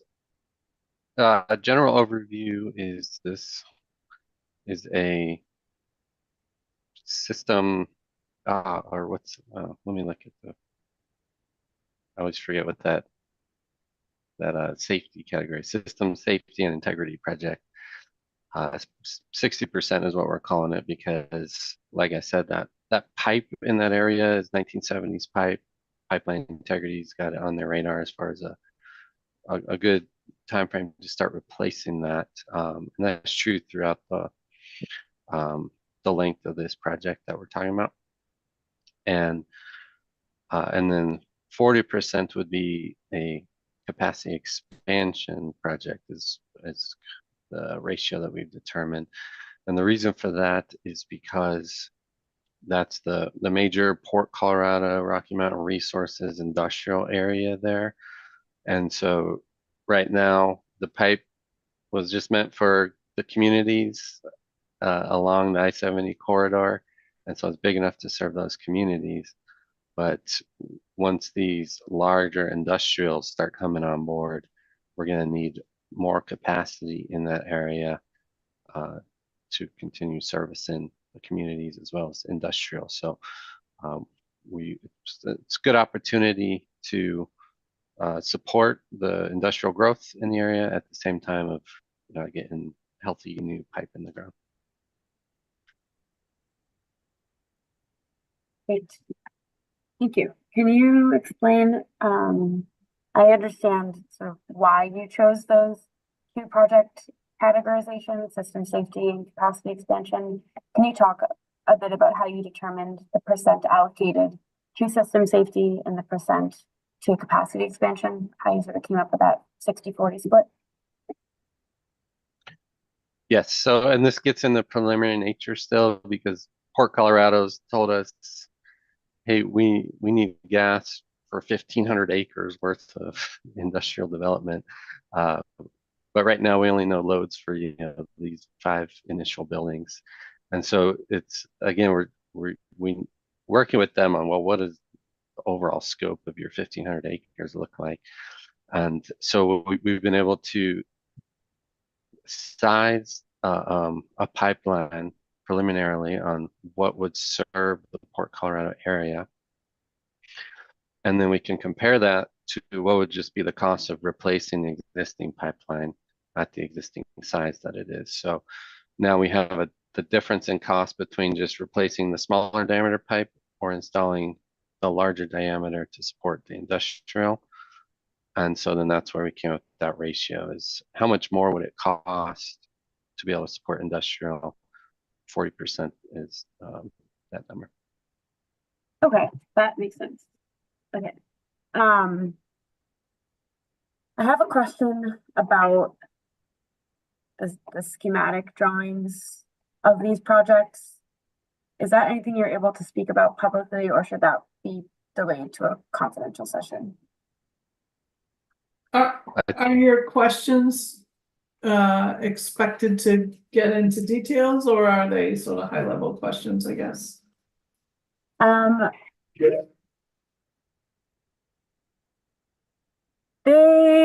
The question is that I'm kind of curious about a specific, no, it's a specific question.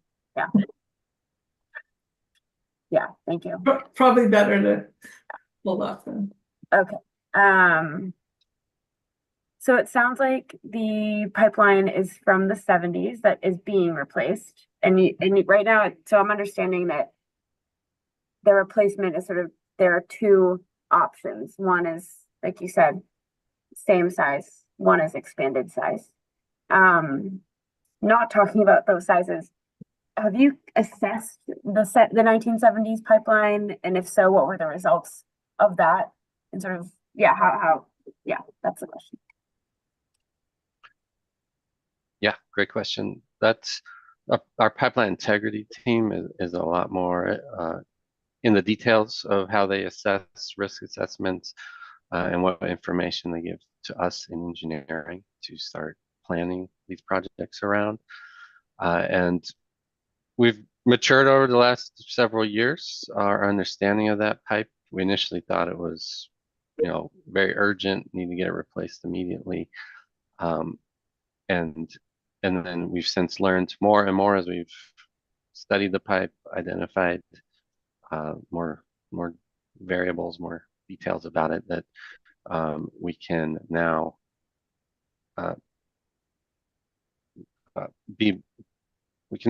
take a more risk-based approach to it, modeling, and work with pipeline integrity on that. Okay.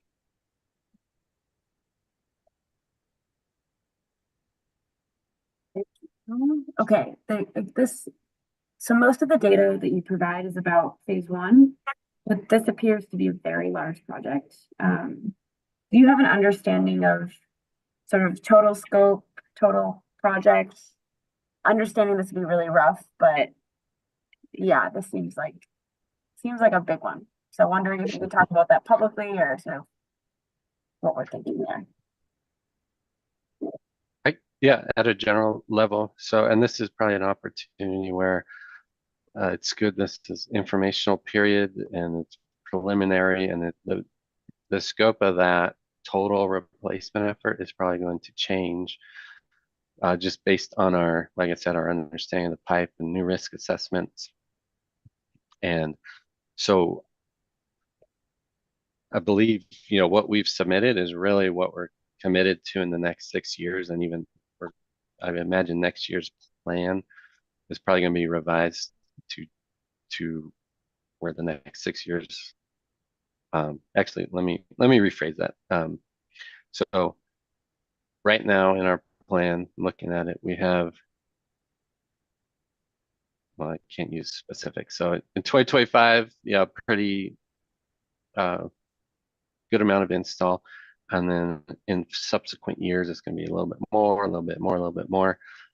But right now, I think our next plan is probably just going to have that initial big install to get out to the industrials.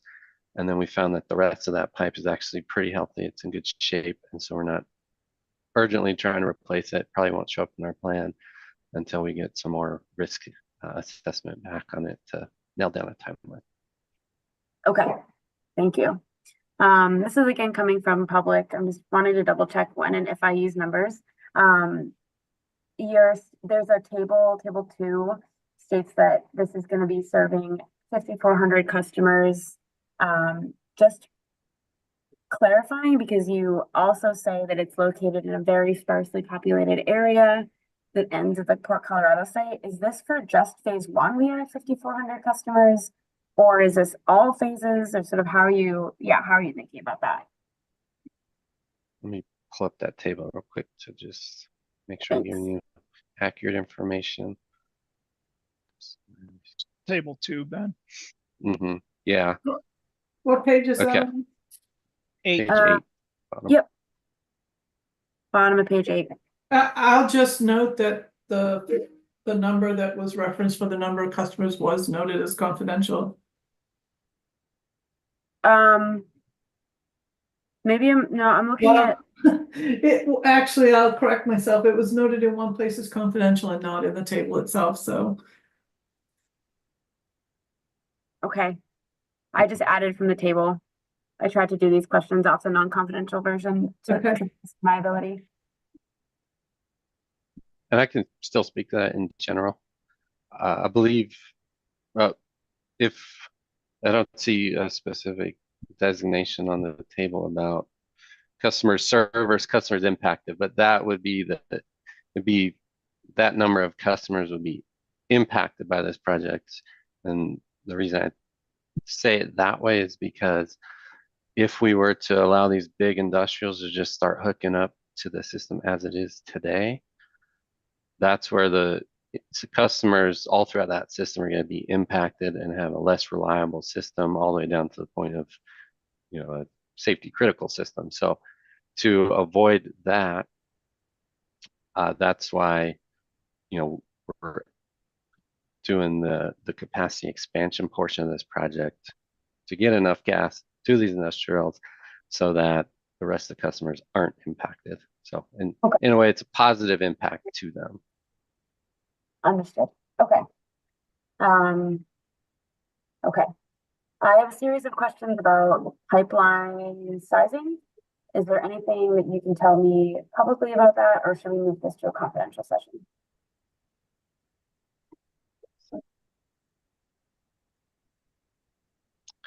I think the specific sizes would be good for confidential. Yeah, if you got engineering questions, happy to answer those in general.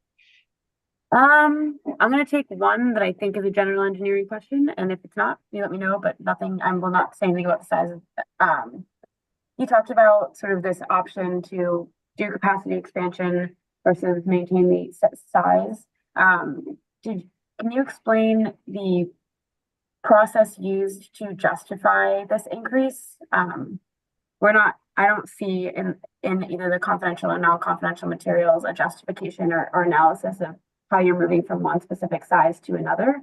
So just want, in an understanding to see, how are you building the system and right sizing it? What does that look like? Yeah, great question. And yeah, I can answer that in general. So looking at, this industrial area that's coming on board and trying to forecast a potential load in conversations with them and, the full 1,500 acres, we essentially can, in our model, where this pipe will be replaced, we can say, all right, well, what happens if we increase this pipe to X size? Does that allow enough gas to get to the industrial area while also providing a safe system for the rest of the customers? If the answer is no, then we go up to the next pipe size. Okay, is that going to be enough gas? And kind of just work our way up till we land at that optimal pipe size. And again, it's preliminary. It's optimal for what our best estimate of what they're going to be using over the next couple of decades. And so that pipe size could change in future GFP filings as we develop this more with them. Okay. And so okay. Yeah, I'm going to say what the rest I have for the confidential.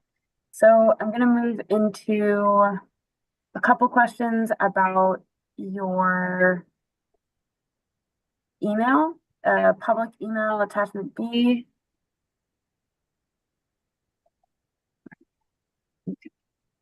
Am I asking those questions? Yes, I am. Okay. The first question on that, just give me one moment to find my place. Because I'm skipping some stuff. Nope, I'm totally in the wrong section. Just give me 1 second. I copied something in wrong. I wanted to just make sure I'm skipping over the confidential. So, Jesse, are you referring to the one for Port Colorado? yeah. Okay. So I'm gonna get to that later, but I just wanting to find my place on my own page to make sure that I'm not asking any confidential questions.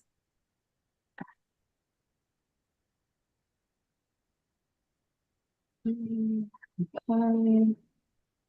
Yeah, I think this concludes my questions about the Eastern high pressure steel replacement project that are non-confidential.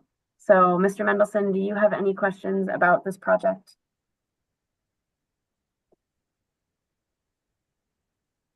No, I don't. Not in the non-confidential session. Okay. Does anyone from the UCA or Council of the UCA have any questions about this project that are non-confidential?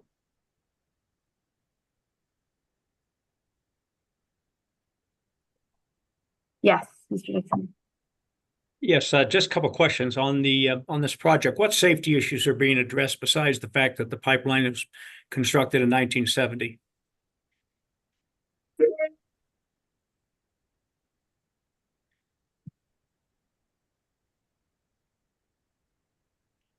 There are no specific safety issues that are outstanding where we feel like we need to urgently get this replaced. That's, we had kind of, based on past history, thought, all right, the pipe's about this old, so these safety issues are going to exist. But as our integrity team has taken a deeper look at it, it's really just aging pipe, not definitely not the coating, the level of pipeline coating that we have today. The coating could stand to be updated. So either we replace the pipe with brand new, or we gotta dig it up, put new coating on it. But there's nothing that's come up that's made it seem urgent. So it sounds like it's vintage is why you are replacing it. Yes, sir. That's correct. And then one other question. Do you have any known leaks on this pipe that has occurred since 1970? That would be a question for our operations team. But, my understanding is that any leaks that have come up, we've immediately taken care of them. Mm-hmm. And so at this time, we're not actively monitoring any leaks on this pipe. To your knowledge, has this pipe ever resulted in any explosions or any type of activity of that nature? To my knowledge, no. Okay. With your advanced leak detection, have you surveyed this pipe with that advanced leak detection system that Mr. DiDomenico was talking about, if you know? I don't know on that one. Do you consider emissions reductions to be a safety issue or something else? For example?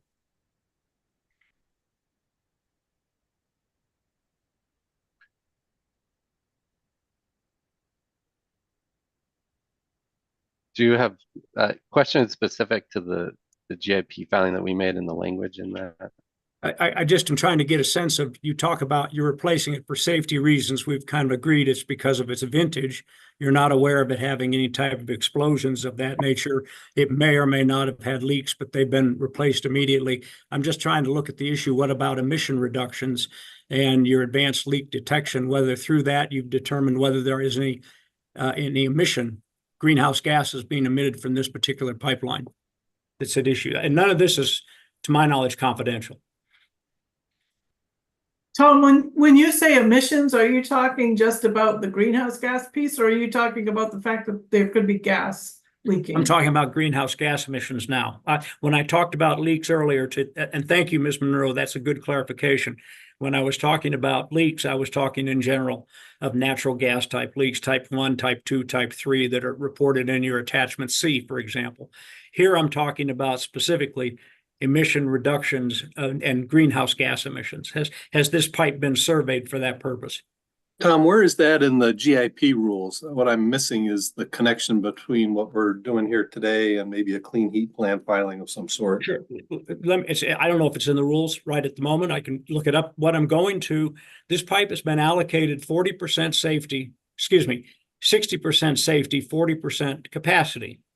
I'm trying to analyze what were the safety issues that led to that percentage allocation. And this is something that Ms. Kula was talking about earlier, a little bit about this. So I'm just trying to see where emissions, greenhouse gas emissions, did they play into this percentage allocation? And the answer could be no, and that's fine.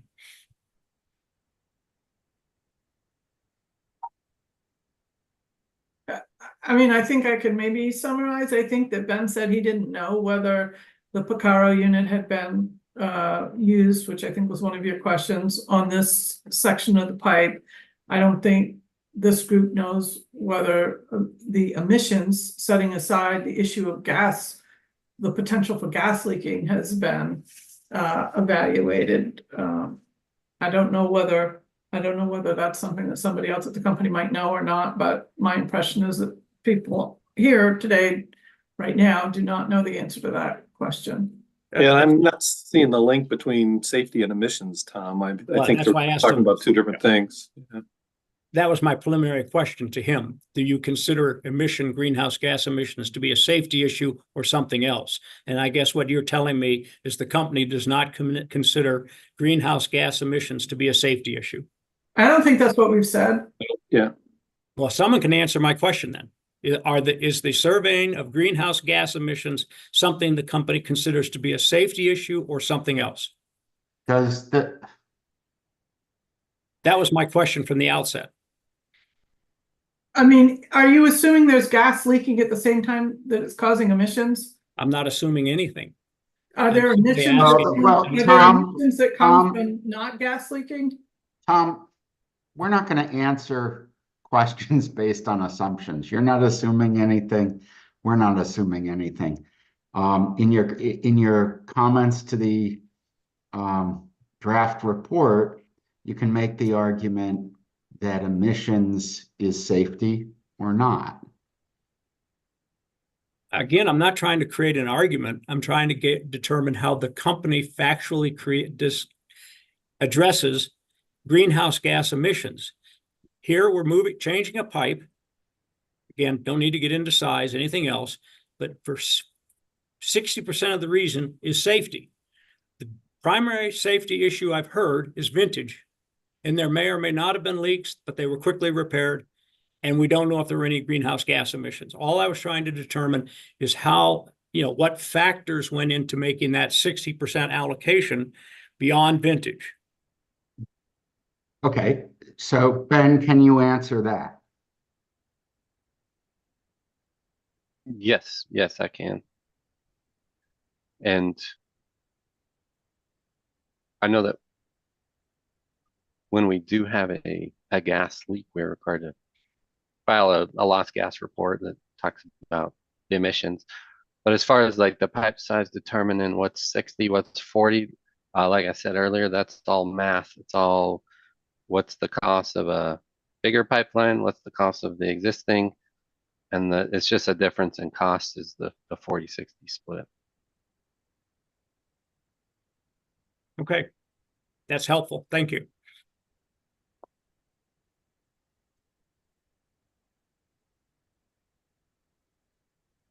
I have nothing further. Thank you, Mr. Dixon. Okay, this is seeming, we're gonna break for lunch, I think, in about 5 minutes here. We want to move into the confidential session. Just breaking up the questions by project this way is making it a little bit confusing. So if that is okay for folks, I'd like to ask questions on coils and questions on hydrogen, which are both not marked as confidential, and then break for lunch for half an hour and then go to confidential session. Does anyone oppose to that order of business?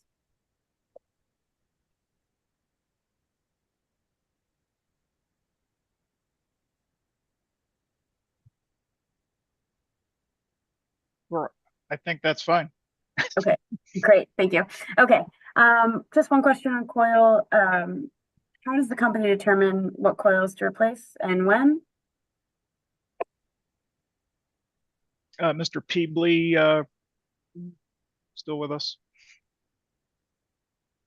I am. Can you please restate that? Jesse, I'm having trouble. You're breaking in and out. So okay. could you please restate that, please? Yes. How does the company determine what coils to replace and when those are replaced? The coils are based on safety related issues. So if we deem, or a customer deems, or if something happens to a customer owned yard line that we deem that need to be replaced, it will be replaced with the cost going to the customer.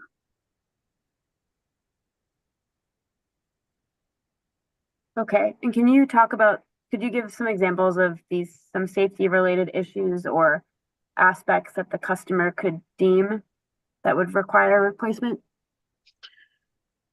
Several of the many of the coils, the meter sets are set at property lines, and they may be subject to being an object, being hit by maybe a trash dumpster or whatever it may be, maybe snow plows in the mountains.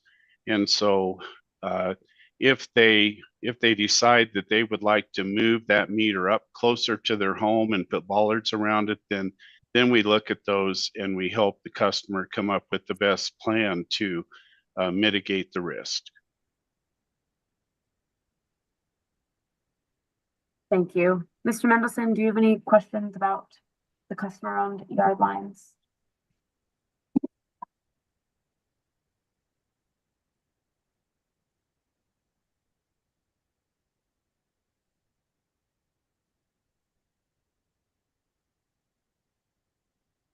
Sorry, that was a negative. Okay, sorry. One more question from my end, and then I think that I will go to the UCA and CEO. How long has it been your policy that the cost would go to the customer, that the whole cost would go? I'm not sure that I saw that in the plan.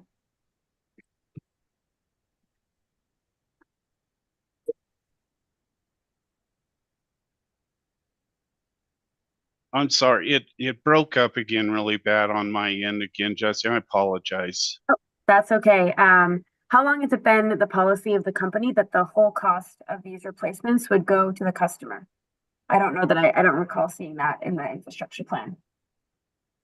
And I can't answer that. I've been here for 3 years and I can't answer that. Okay. Perhaps Ms. Monroe or Mr. DiDomenico? Typically, the customer responsibility begins, from our understanding, at the orifice on the backside of the meter. And to my knowledge, we have never operated other than that under that construct. So everything beyond the meter orifice would be hence customer owned and their responsibility also financially. Okay, thank you. That concludes my questions. It looks like Mr. Dixon, you have a question on behalf of the ECA. Yes, just a couple. And anyone who can answer it, Mr. Peebly, if you have trouble hearing, let me know. But has the company installed any what are now known as customer-owned yard lines, to your knowledge? We don't install customer-owned yard lines any longer. Okay. And have you installed any since March 1st of 2024, for example? No, not to my knowledge. Okay. And you talked a little bit about if you saw something, you would work with the customer and to move the meter forward. In other words, if you saw a safety issue or what have you, and I may be paraphrasing, but it's an accurate characterization of what you were discussing. That is correct. Who pays for the line if the meters move from the bollards to the house, for example, closer to the house? Who pays for the line that's installed to move that, to move the service from the bollard meter to a newer meter? The customer or the company? The customer. All right. So there's no assessment on the rest of the ratepayers to move from a customer-owned yard line to being placed against the house. That's assessed against the customer that's affected by the change. Am I correct? That is correct. And to your knowledge, is that the basic policy of the company? Yes. All right. I have nothing further. That's very helpful, and thank you. Thank you, Mr. Dixon. Does anyone from UCA or on behalf of UCA or CEO, anyone at CEO or council to CEO have any questions on customer-owned yard lines? We have no questions at this time. Okay, thank you. I'm going to ask on hydrogen compatibility now. And do my final check. Yeah. Page 16, the company states that they do not currently have, they're unaware of any pipes, fittings, or other materials that have not that are not compatible with hydrogen blended fuel, but you've not performed an exhaustive study on every element of your system to confirm compatibility. Do you have any intention to blend hydrogen fuels onto your system in the planned or informational periods at this time?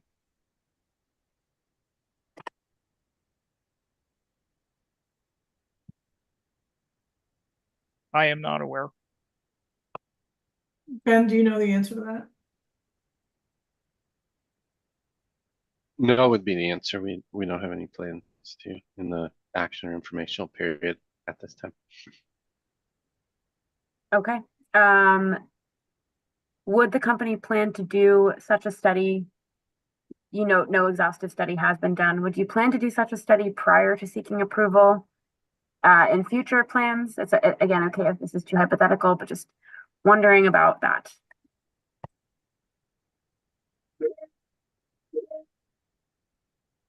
I think before we were to make any decision, we would certainly, for safety reasons, ensure that our systems are able to perform under the correct standards and requirements. Okay, thank you.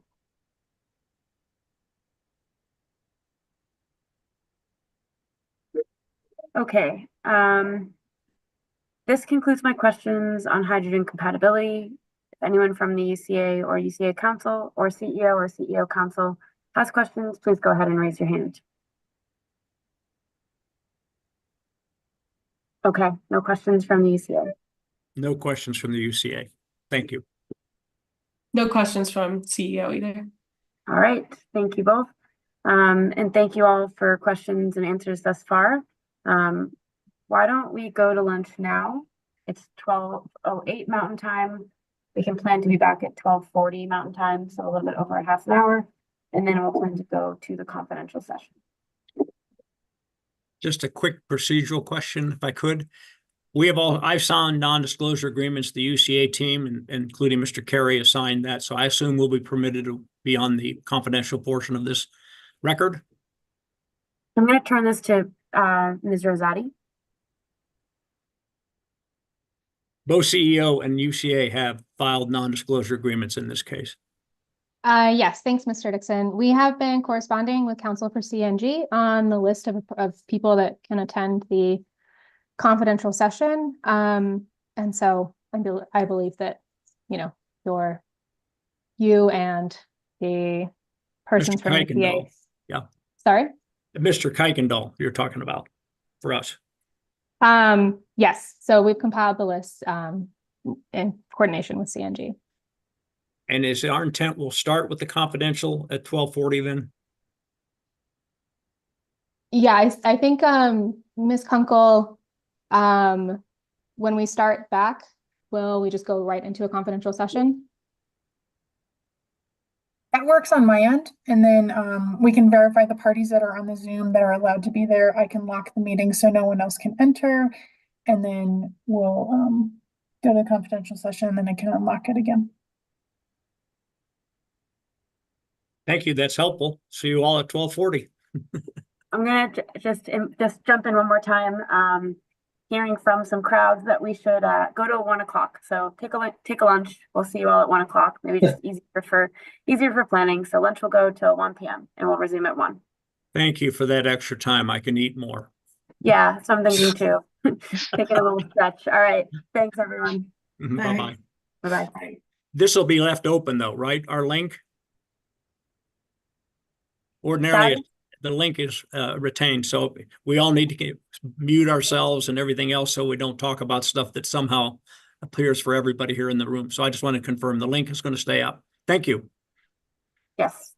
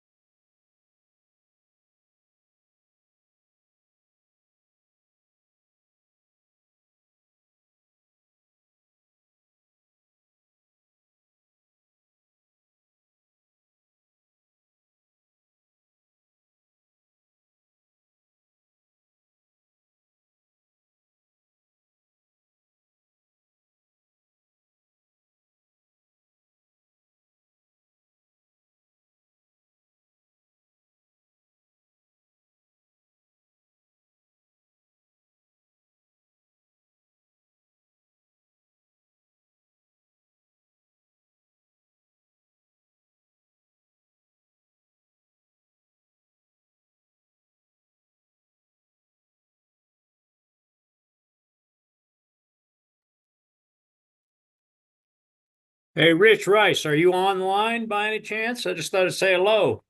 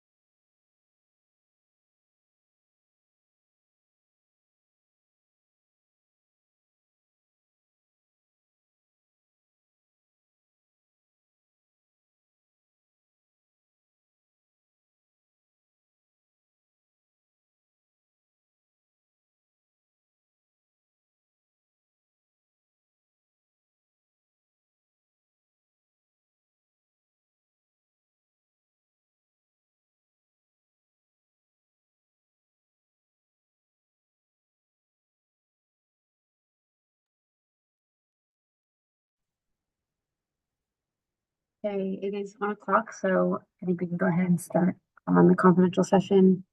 Um, Stephanie, is there anything that we need to do to get ourselves into the confidential session, or are we already in it? We are not in it yet. We're still live streaming. I'm just double checking the list of participants, and then I'll ask Mr. Davidson or someone from his staff to also double check, make sure everyone's there that is allowed to be. And then I will turn off the live stream, but keep the recording like we talked about, and then we can go ahead and get started. The only party that I'm not sure who they're appearing on behalf of is Yolanda Hallman so far.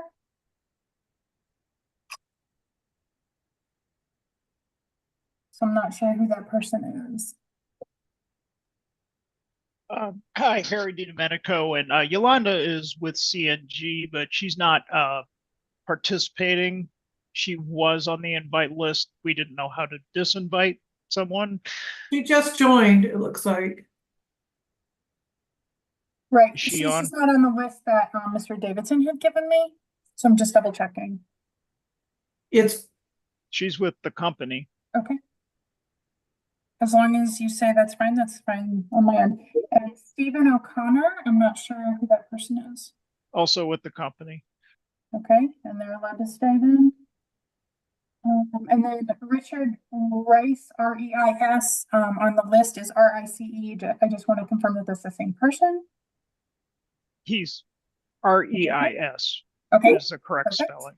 All It is, right. it is the correct person. I do exist. Great, thank you. Thank you. And then it looks like everyone that's on there, we either just talked about or is part of Commission Council. So Mr. Davidson or someone from your team, can you just double check? And once we're good, I will turn off the live stream. So far, the list that you gave was accurate based upon my record. Okay. Okay, hold on 1 second.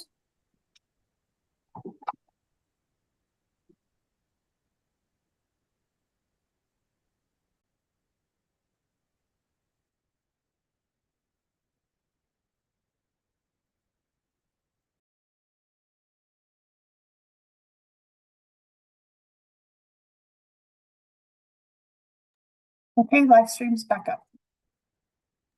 Thank you. All right, my final set of questions this afternoon is on attachment D, the email about the Port of Colorado project. Could you confirm when that email was sent? It looks like comments were due February 23rd, so just trying to get an idea of, yeah, when that went out.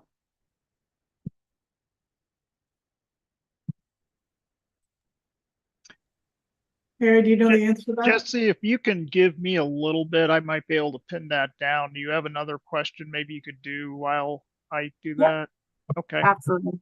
My next question, can you confirm, this might be the same batch for you though, Mr. DiDomenico. Can you confirm who you sent this email to? Did it go into the whole service territory or how was that decided? Yes, all of our Eastern District customers, everyone.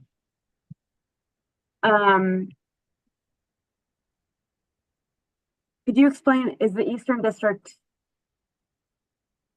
that's probably not all of Colorado. I'm not familiar with who's in your Eastern District. So we, the map that Jeff Ford showed a little earlier, it's east of the airport there. It's where you're seeing Eastern, steel upgrade in Port Colorado generally extending out along those towns there. There's Watkins, Bennett, Strasburg are the main ones. Yeah. Okay. Thank you.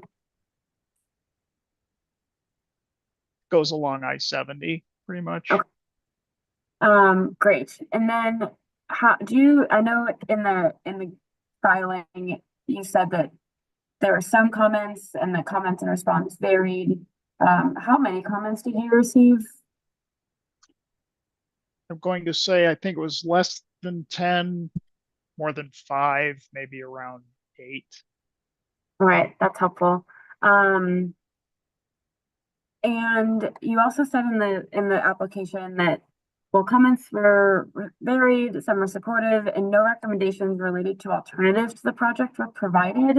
Can you clarify, did you ask, were they filling out a form that said what alternatives might you suggest, or are you just broadly Yeah, we put a web page up and we made sure to solicit specifically, do you have any suggestions? I think I included, well, some of that as an exhibit. I don't know if I include the actual page itself, but we did have a form field that was left. So it wasn't something they checked. It was they could write a certain number of characters if they wanted to.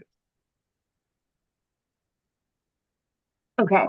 And is this something that you've had experience in the past with customers having alternatives? I'm just sort of wondering, that's a bit of a hard engineering project. If there's any, you've had alternatives suggested by customers before, or if that was just like an opportunity to see what came up. Well, first I'll answer that question. No, I don't think we've had any experience with customers offering alternatives.